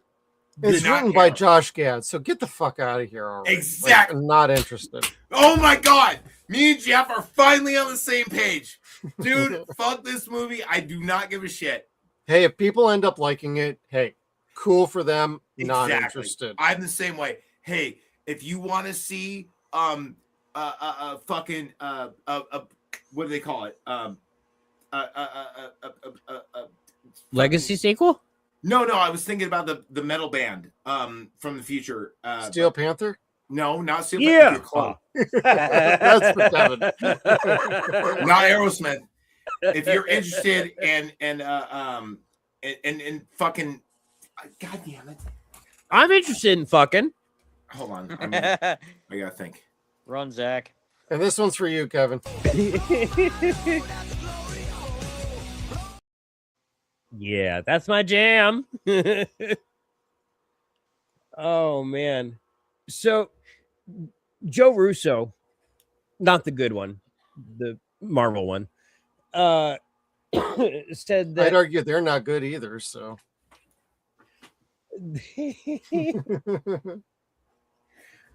I like Civil War. I'm sorry. Oh, the Civil War. Captain America Civil War. Yeah. Yeah, I like that one too. Yeah, that one was great. But once they reached the level that oh god, who is the director that did the last like 3 Harry Potter movies? Like they just made the movies synonymous with him, the same way they kind of made the first 2 synonymous with Chris Columbus. Yeah. Spinal Tap. Basically, you're watching Spinal Tap Part 2. That's what I wanted to say. I'm sorry.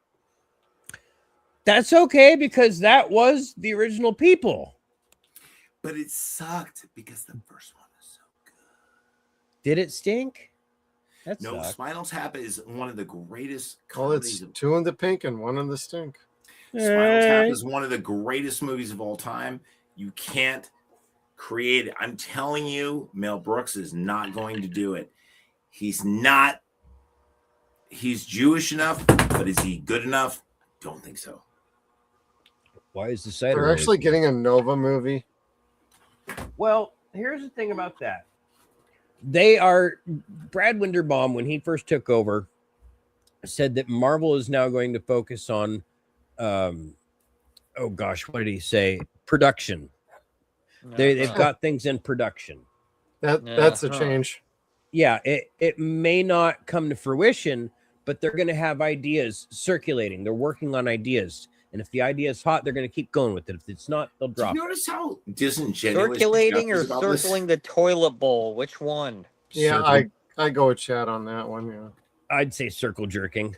Hey, got to stroke something off apparently. The Norwegian pizza eating contest. Hey, if anybody knows about stroking off around here, it's Kevin. Beef stroking off. I love beef stroking off. Hey, Kevin. I really and guys, by the way, I really want to say one thing though before I get out of here because I'm probably gonna get kicked off. I will tell you one thing: the best movie of the year is Evil Dead Burn. I watched that, and I actually went like a couple of times. You guys need to see that movie. I know I suck off Evil Dead more than anybody else. But you guys need to see that movie. It is so good because it finally gives a plot line to the Evil Dead series. Interesting. Now, the video game kind of did that, or they started to do that, and hopefully that's the seeds that they planted. So, Jeff, I was talking to Kev about it, and I said, dude, I need to talk about this movie because it is that good. The new Evil Dead movie, Evil Dead Burn, gives a weird timeline where Ash may be one of the guardians of the dagger, and the dagger is actually with the Necronomicon is one of the daggers of like the demons, right? Like it actually can control them and whatnot. This movie actually gives a plot line to the Evil Dead series, and it is amazing. Not only is it amazing, it gives a lot of great horror and gore without just tons of blood just spraying everywhere and a chainsaw. It makes this movie actually scary. Cool. It makes it very, very in plot line work. I'm telling you, Evil Dead Burn, if you haven't seen it, you need to see it in theaters, especially in theaters because of the way there's a couple of deaths in there that if you see it in your house, it's not going to work the same way because of there's a scene with a pen in the ear, and it doesn't hit the same. Also, to the Kevin. The volume of the house, it just you need to be in the theater. I'm telling you, my wife, I cringed more than my wife did. I was like, holy shit. And I was like, are you okay, you bitch? It's really good. If you guys are fans of horror, you need to see it. It is it's not a may, it's a must. You guys go see it right now. I am down. I am down. Tell Kev about this. Sit. It is definitely something you guys need to see. It is beyond. I put it above Evil Dead 2, and I know that's sacrilege. I'm putting it above Evil Dead 2. I really am. I'm putting it right there with Evil Dead 13. You guys need to see this movie. And you theater. It is that good. It disturbed me. Like, dude, I had dreams about it the next day, and I'm like, I cannot wait to see this again. I like what they've been doing with the Deadites. Like the Deadites have been pretty good. I don't necessarily like the amount of CGI that they use, but I like the Deadites. This has almost no CGI. The only CGI is the fire effect because, you know, for people's safety. Oh, yes. They look great. When you actually see the effects of it, I'm telling you, in the beginning with the fishermen, when you actually see the cremation scene, it is hard to tell. There's a little bit of Pet Sematary too in this movie, but in a good way. And I'm telling you, Kev, I've been telling you, man, you got to see this movie. Jeff, I tell you to see this movie. Chad, I'm telling you to see this movie. You got to see Evil Dead Burn in the theaters. You have to see in the theaters as soon as possible. It is one of the best movies I've ever seen in my life. I mean, nice horror movies. There's rare that I want to go back and go, I'm going to go see it again that night. This is one of them. This is like really one of them. Me and my wife got In-N-Out Burger and we're like, should we go see it again? Like, it was that good. Just saying. It is on my to-do list. I wanted to go see Batman this week, Batman 89, that is playing in the theater, but it's got two show times, one when I'm at work and one when I'm recording. So I was like, budget, whatever. Life. Getting in the way of a good movie. Yeah, ain't that always the way, though? I friggin' hates it that way. G.I. Joe. Oh, yeah. Speaking of the remakes of the greatnesses and whatnot, I'm so on the fence about this. I don't know. I really like Danny McBride, except for Halloween Ends, and maybe Halloween 2018. That I want to say there was a good movie there underneath all that stupid studio editing. He was more involved with 2018 than the other two. That was more David Gordon Green, that motherfucker who fucked over Halloween. Fuck that Halloween asshole. Kills were great. Blumhouse. Halloween and Halloween Kills were great, but you're right. The last one was just garbage. The second one was just amazeballs. I loved it. You know, the fireman, the fire scene, fire scene in front of the house is probably one of the greatest slasher scenes of all time. Yeah, man. And all these dumbass motherfuckers screaming out there like, oh, this is the worst thing you could do to emergency personnel. Like, have you ever seen a fucking horror movie? Like, what are you, fucking dumb here? That's what I always say. Died in emergency personnel have died in every fucking all the time. slasher It's movie. like it's a fucking horror movie. It's supposed to be the scariest thing you've ever seen. It's not supposed to be. And nobody should. I should go up the stairs No and one's safe, see yeah. what's going up there. No, it's supposed to be fucking terrifying. When a fire crew gets eliminated, that is scary. That's the point of it, you assholes. I'm with you, Jeff. Send more paramedics. Yeah. God, I haven't watched that in a while. Oh, Return of the Living Dead, baby. Ooh, By the yeah. way, the best 4th of July movie, right? Yes. Return of the Living Yeah. Dead. Yep. Send more cops. I thought it was Send More Paramedics. No, there's both. I love that. No, he I does love both. He it. goes, send more cops, and then he goes, send more paramedics. And then the second best, in my opinion, 4th of July movie is Terminator 2. Your foster parents are dead. Todd and Janelle. I want to talk to Todd and Janelle, but they're totally dicks. They're totally dicks. Oh, you remember that song, Sloppy Joe, Sloppy Joe? Sloppy Joe, you sloppy. Me and the lunch lady down in Lunch Lady Land. That's all I'm gonna be thinking about when I watch Camp Crystal Lake now. She's dressed like fucking Chris Farley, dude. This is so fucking stupid.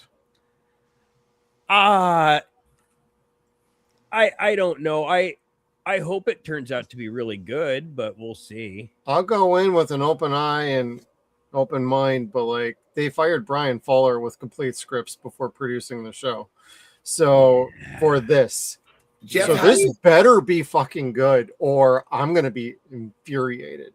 Jeff, how do you know all these fucking names, man? I'm sorry. You know all these.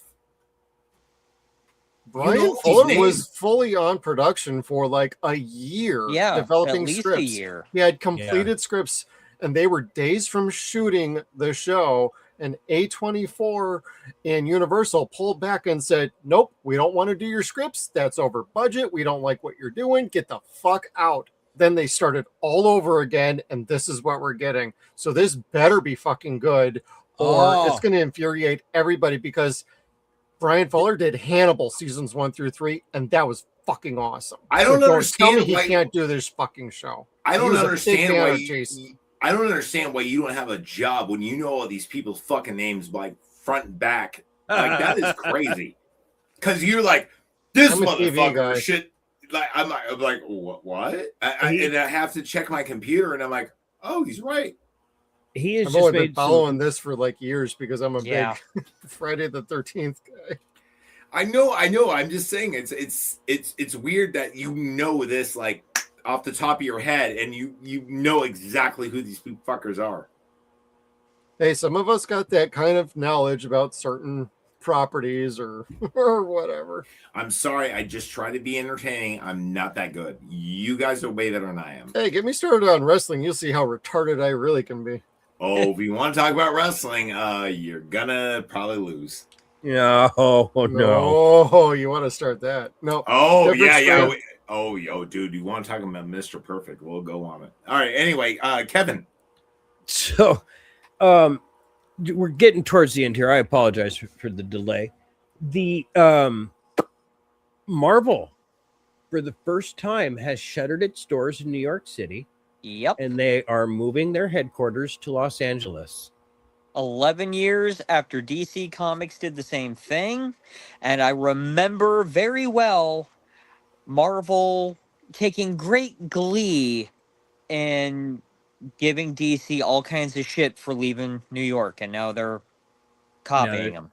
Well, and everybody else is looking to leave LA. So that kind of makes sense. They need to replace the people that are already checking out and moving somewhere else. Mm-hmm. And this is a Disney move. Disney doesn't want to pay for the studios that they'd have or the headquarters that they have for the space that they weren't using, because artists don't work at Marvel headquarters anymore. Writers don't work. Yeah, they don't work together. They Skype one another. It's been like that even before the pandemic. And what is kind of really shitty about this is how both of those companies were New York stalwarts. I mean, they had been there since the 1920s and the 1930s. And it was an end of an era when DC left, and now it's the complete just shuttering of that whole run of comic book history. Going back, timely, back before Marvel even existed.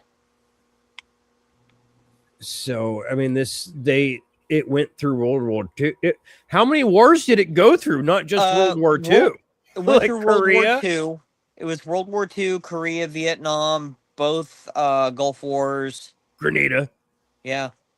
Wasn't Superman's one of his first ever episodes was him just grabbing Hitler, and that was like one of Superman's first things, right?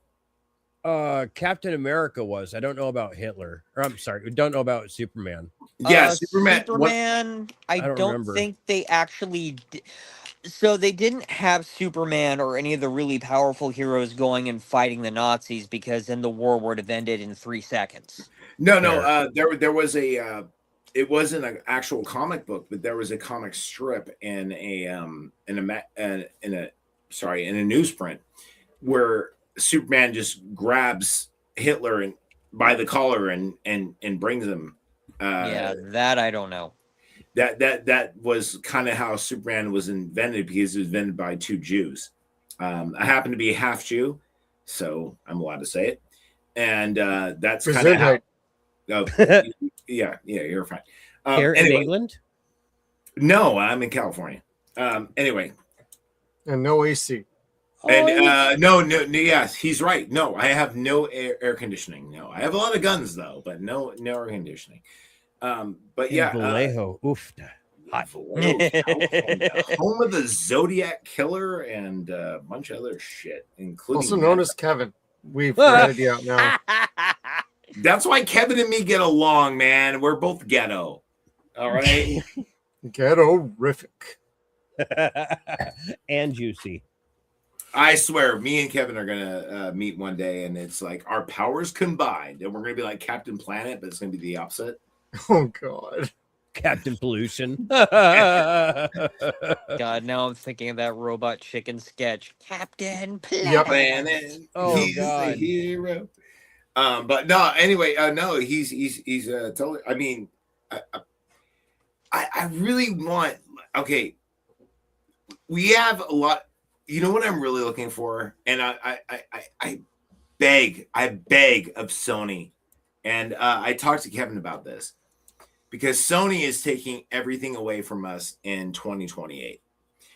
I beg of Sony to make the Logan game great.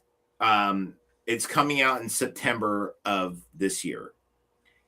They're going to take away all of our digital, right? It's gone. It's going to be gone in 2028. If you don't have it on disc, you're fucked. Sorry. Xbox is coming out with all digital. Sorry. They're actually going to have a physical version now. Xbox is flipping the other way. It's super weird because all of us right now talking, we are all big fans of watching movies and everything else. And we want Blu-ray players and this and that. And it really sucks that PlayStation is actually sucking us away from us. And it's going to happen very soon. In 2008, or 2028 rather, there's not going to be any more. Sony is not releasing anything. And I'm not even talking about PlayStation. I'm talking about they're not releasing any Blu-ray players, any DVD players. It's all gone. It's all gone. Panasonic, same thing. I talked about this when I saw it on Joe Bob Briggs' thing. He talked about this too. Dude, if you're into physical media, and I am, and I guarantee you guys are too, collect it now. Get it now. The only people that are going to actually release this shit is going to be aftermarket things. But it seems like, and I swear to you, this is the craziest thing ever. Because of Fallout, yes, the video game Fallout, Xbox is actually releasing a system.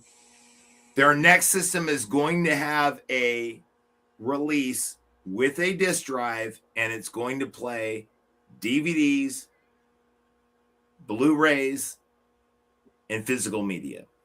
Dope. What the hell? They dropped the ball like 4 systems ago. Now they're picking it back up.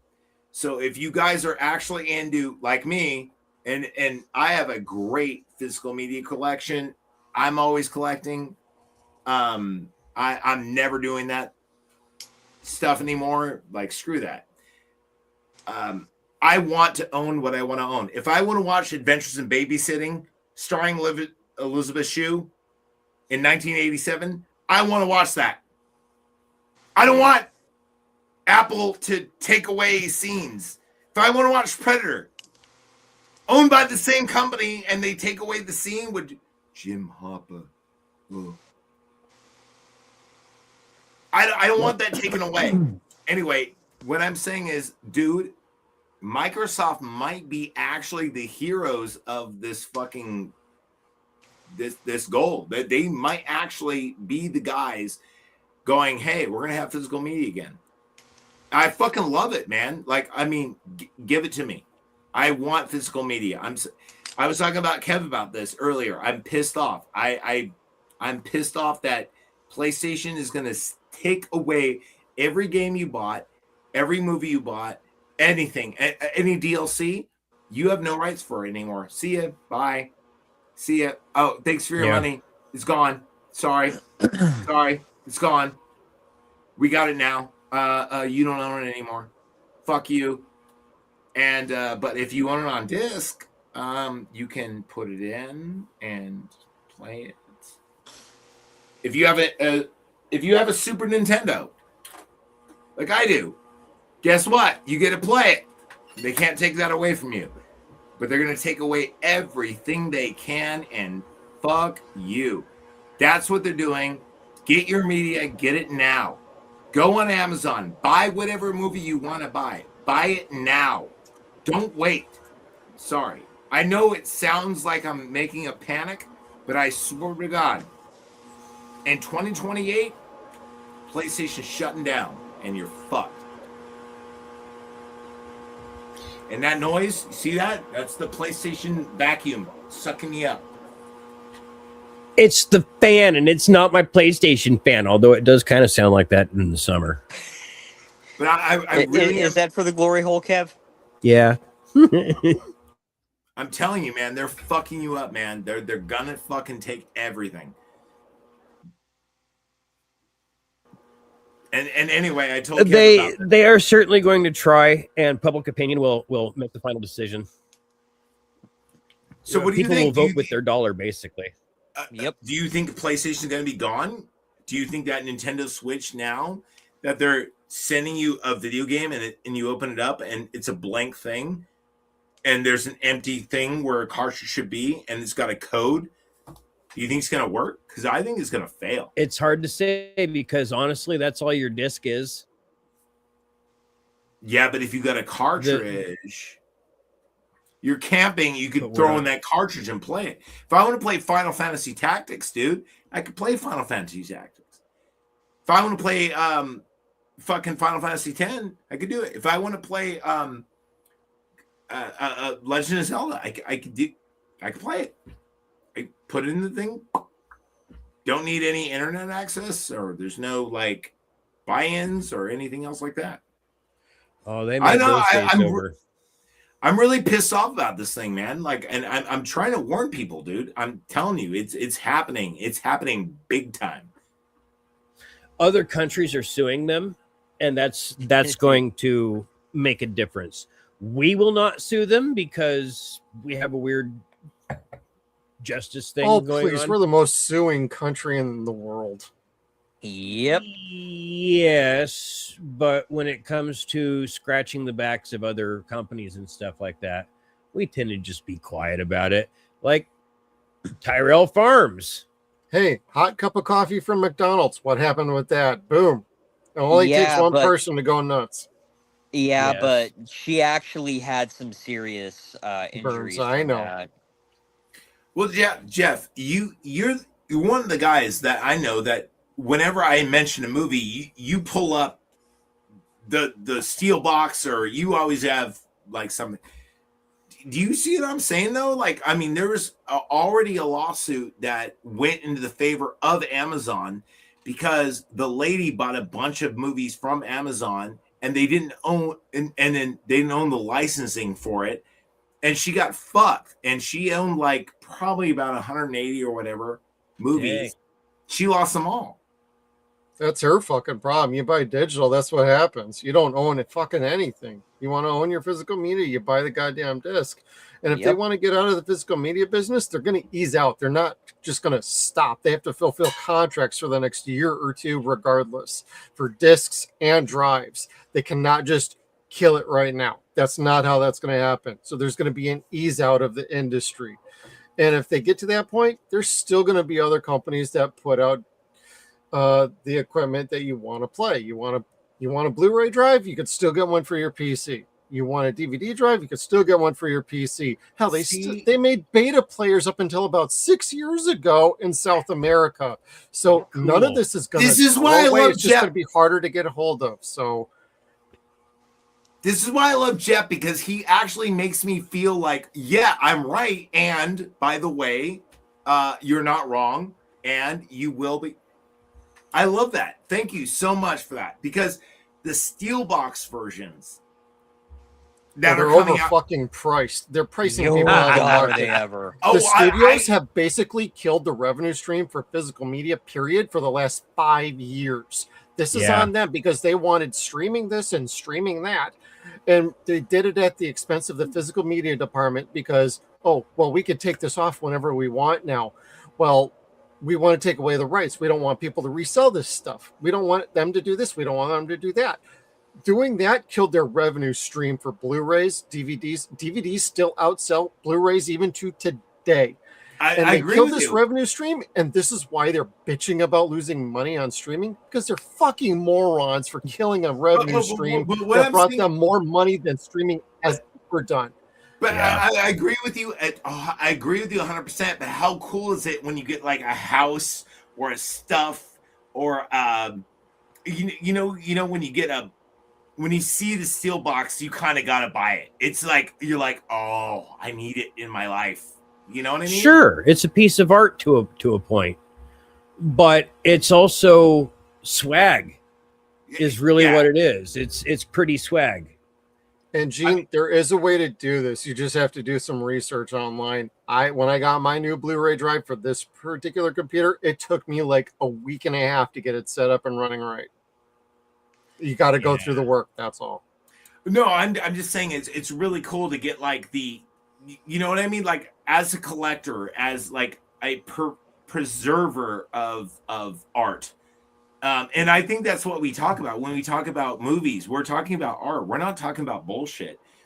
When Kevin and I are talking about Blood Diner, we're not talking about some stupid movie. We're actually talking about a piece of art that came out in 1986, 1987. When I'm talking about Lost Boys, I'm actually talking about a piece of art. It's nice to have a relic of that. You know what I mean? Yeah. It's nice to have like a artifact of that and go, dude, I have a piece of this, and this is awesome. I remember my first ever box was Old Boy, one of my favorite movies of all time, and I got the Old Boy tin box, and it had a actual punch from the movie of when he's in the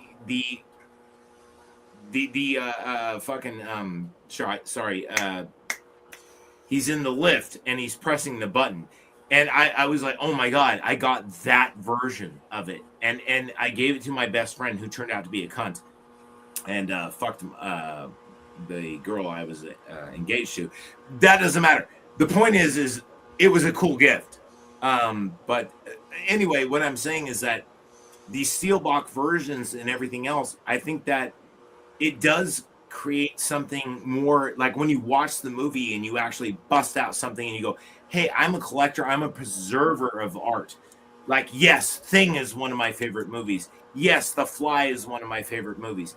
Yes, Terminator, RoboCop, Predator, and you have the steelbox version. It's kind of like it's like we're preserving a piece of Americana. You know what I mean? In a way, yes. Yes. I would agree. Like it's those things are keepsakes. They are artwork on various levels. And again, it's a way of just remembering the experience, and the steelbooks are a way of memorializing them in a way, or exalting them. Is that a better way to put it? Well, let's put it this way. Like, I mean, Jaws. Everyone's seen Jaws, right?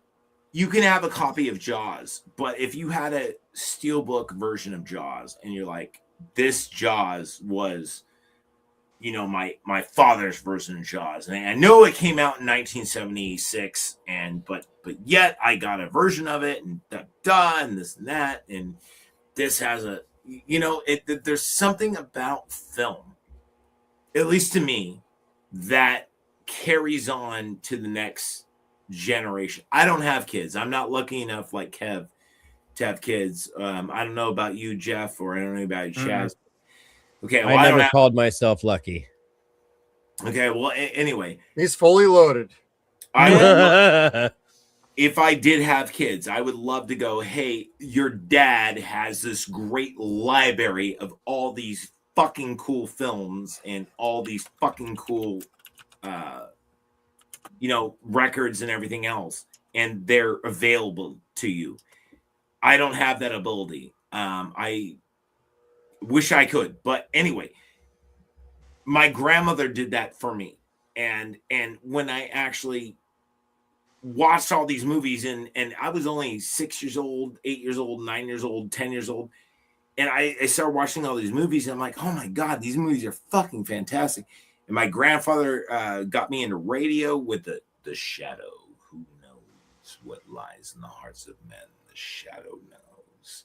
He got me into all that stuff, and he gave me all those tapes and everything else like that. And I got into radio, and you know, there's something about it that transcends. It's storytelling, and I think that's what we do. I think that's what we're doing now as podcasters. We're storytelling, you know, and I think it's really important. Well, you know, it's like at the beginning of that TV series, the seat next to the king was always set for the storyteller. But it is true. So, but that we're actually past our 2-hour mark. Yes, we are. We are. I apologize. That was. I'm sorry. No, it's fine. That was all the news that I had for tonight anyway. So it was a good way for me to be like, oh, shoot, we're past time. Dude, Zach, thank you so much for joining us tonight, dude. Thank you for being part of the conversation. I cannot wait to watch Brain Scan next week with you. Oh, my God, dude, we're going to have so much fun. Jeff, and Chad, do you want to join in on this? We're going to talk. I cannot. I got other streams I got scheduled next week, so. Yeah, okay. And unfortunately, my work day doesn't end till like 9 o'clock at night. Okay, get this. We're going to talk Edward Furlong killing a lot of people. It's a very fun movie. I'm down. Go do that then. I'm so down. It's okay. All right, check it out though. 2 weeks after that, we're going to be revisiting Event Horizon. It's open. You guys want to join? That's like one of my favorites. See what we could do. Down. Dig it. Yes, let's do it. Let's try to do it. All right, Kev, I love you. I'll see you this Wednesday. And thank you so much, Chad and Jeff, for having me on the show. And again, Jeff, I apologize for dominating it, but I get excited. You know how it is. Yeah, rock on. All right. And then Chad, go ahead and tell everybody where they can find you. I am on Threads, Blue Sky, Instagram, and The Fang. Not The Thing, but The Fang. I am at Mr. Peterman. I love the name. I truly do, but I'm just still disappointed that it's not Fang. Yeah, I mean, if it wasn't so horror themed, then maybe. I mean, like I one's scary, one's sassy. It's two very different vibes. I understand. Or the Fang, you could have a little bit of both. Ooh, I like that. Wasn't that with God damn, what's her name? That movie Vamp. Anyway, yeah. 1994? Yeah, no, maybe it had Grace Jones in it. 1994. Nice. All righty. And then, Jeff, tell everybody what we've got coming up next, and then we're out of here. Yeah, well, on Tuesday, we are doing the movie Tron as we continue Cyberpunk month. So tune in for Tron, the original classic, not Legacy or Ares. We will never do Ares because that movie was trash. But thank you for tuning in. And also Thursdays are Stargate nights for us. And every other Friday is alternating for Nostalgia TV. We just finished up Tales of the Gold Monkey from the early 80s as well. And we're about to start tuning in to Total Recall 2070, the cyberpunk show that was on Showtime and syndication a few years ago, but is basically Blade Runner the show. So I want to thank everybody for tuning in. And Gene, for what's the time for tomorrow's Stargate show? That will be 10 a.m. That's a special pre-record for our members because Lost City is the episode from season 7. Well, 2 episodes, and we're recording with some international ladies from afar who have their own show called the Stargate Fandom Podcast, and that's what we could do to make work. However, if you can't tune into that, we will have that scheduled for an upload and premiere on Thursday at our usual time, although we might do something a little different and throw it up early in the morning so everybody can tune in then. But if you want to check it out live, tomorrow 10 a.m. So thank you everybody for tuning in. We'll see you next time. See you next time, boys and girls.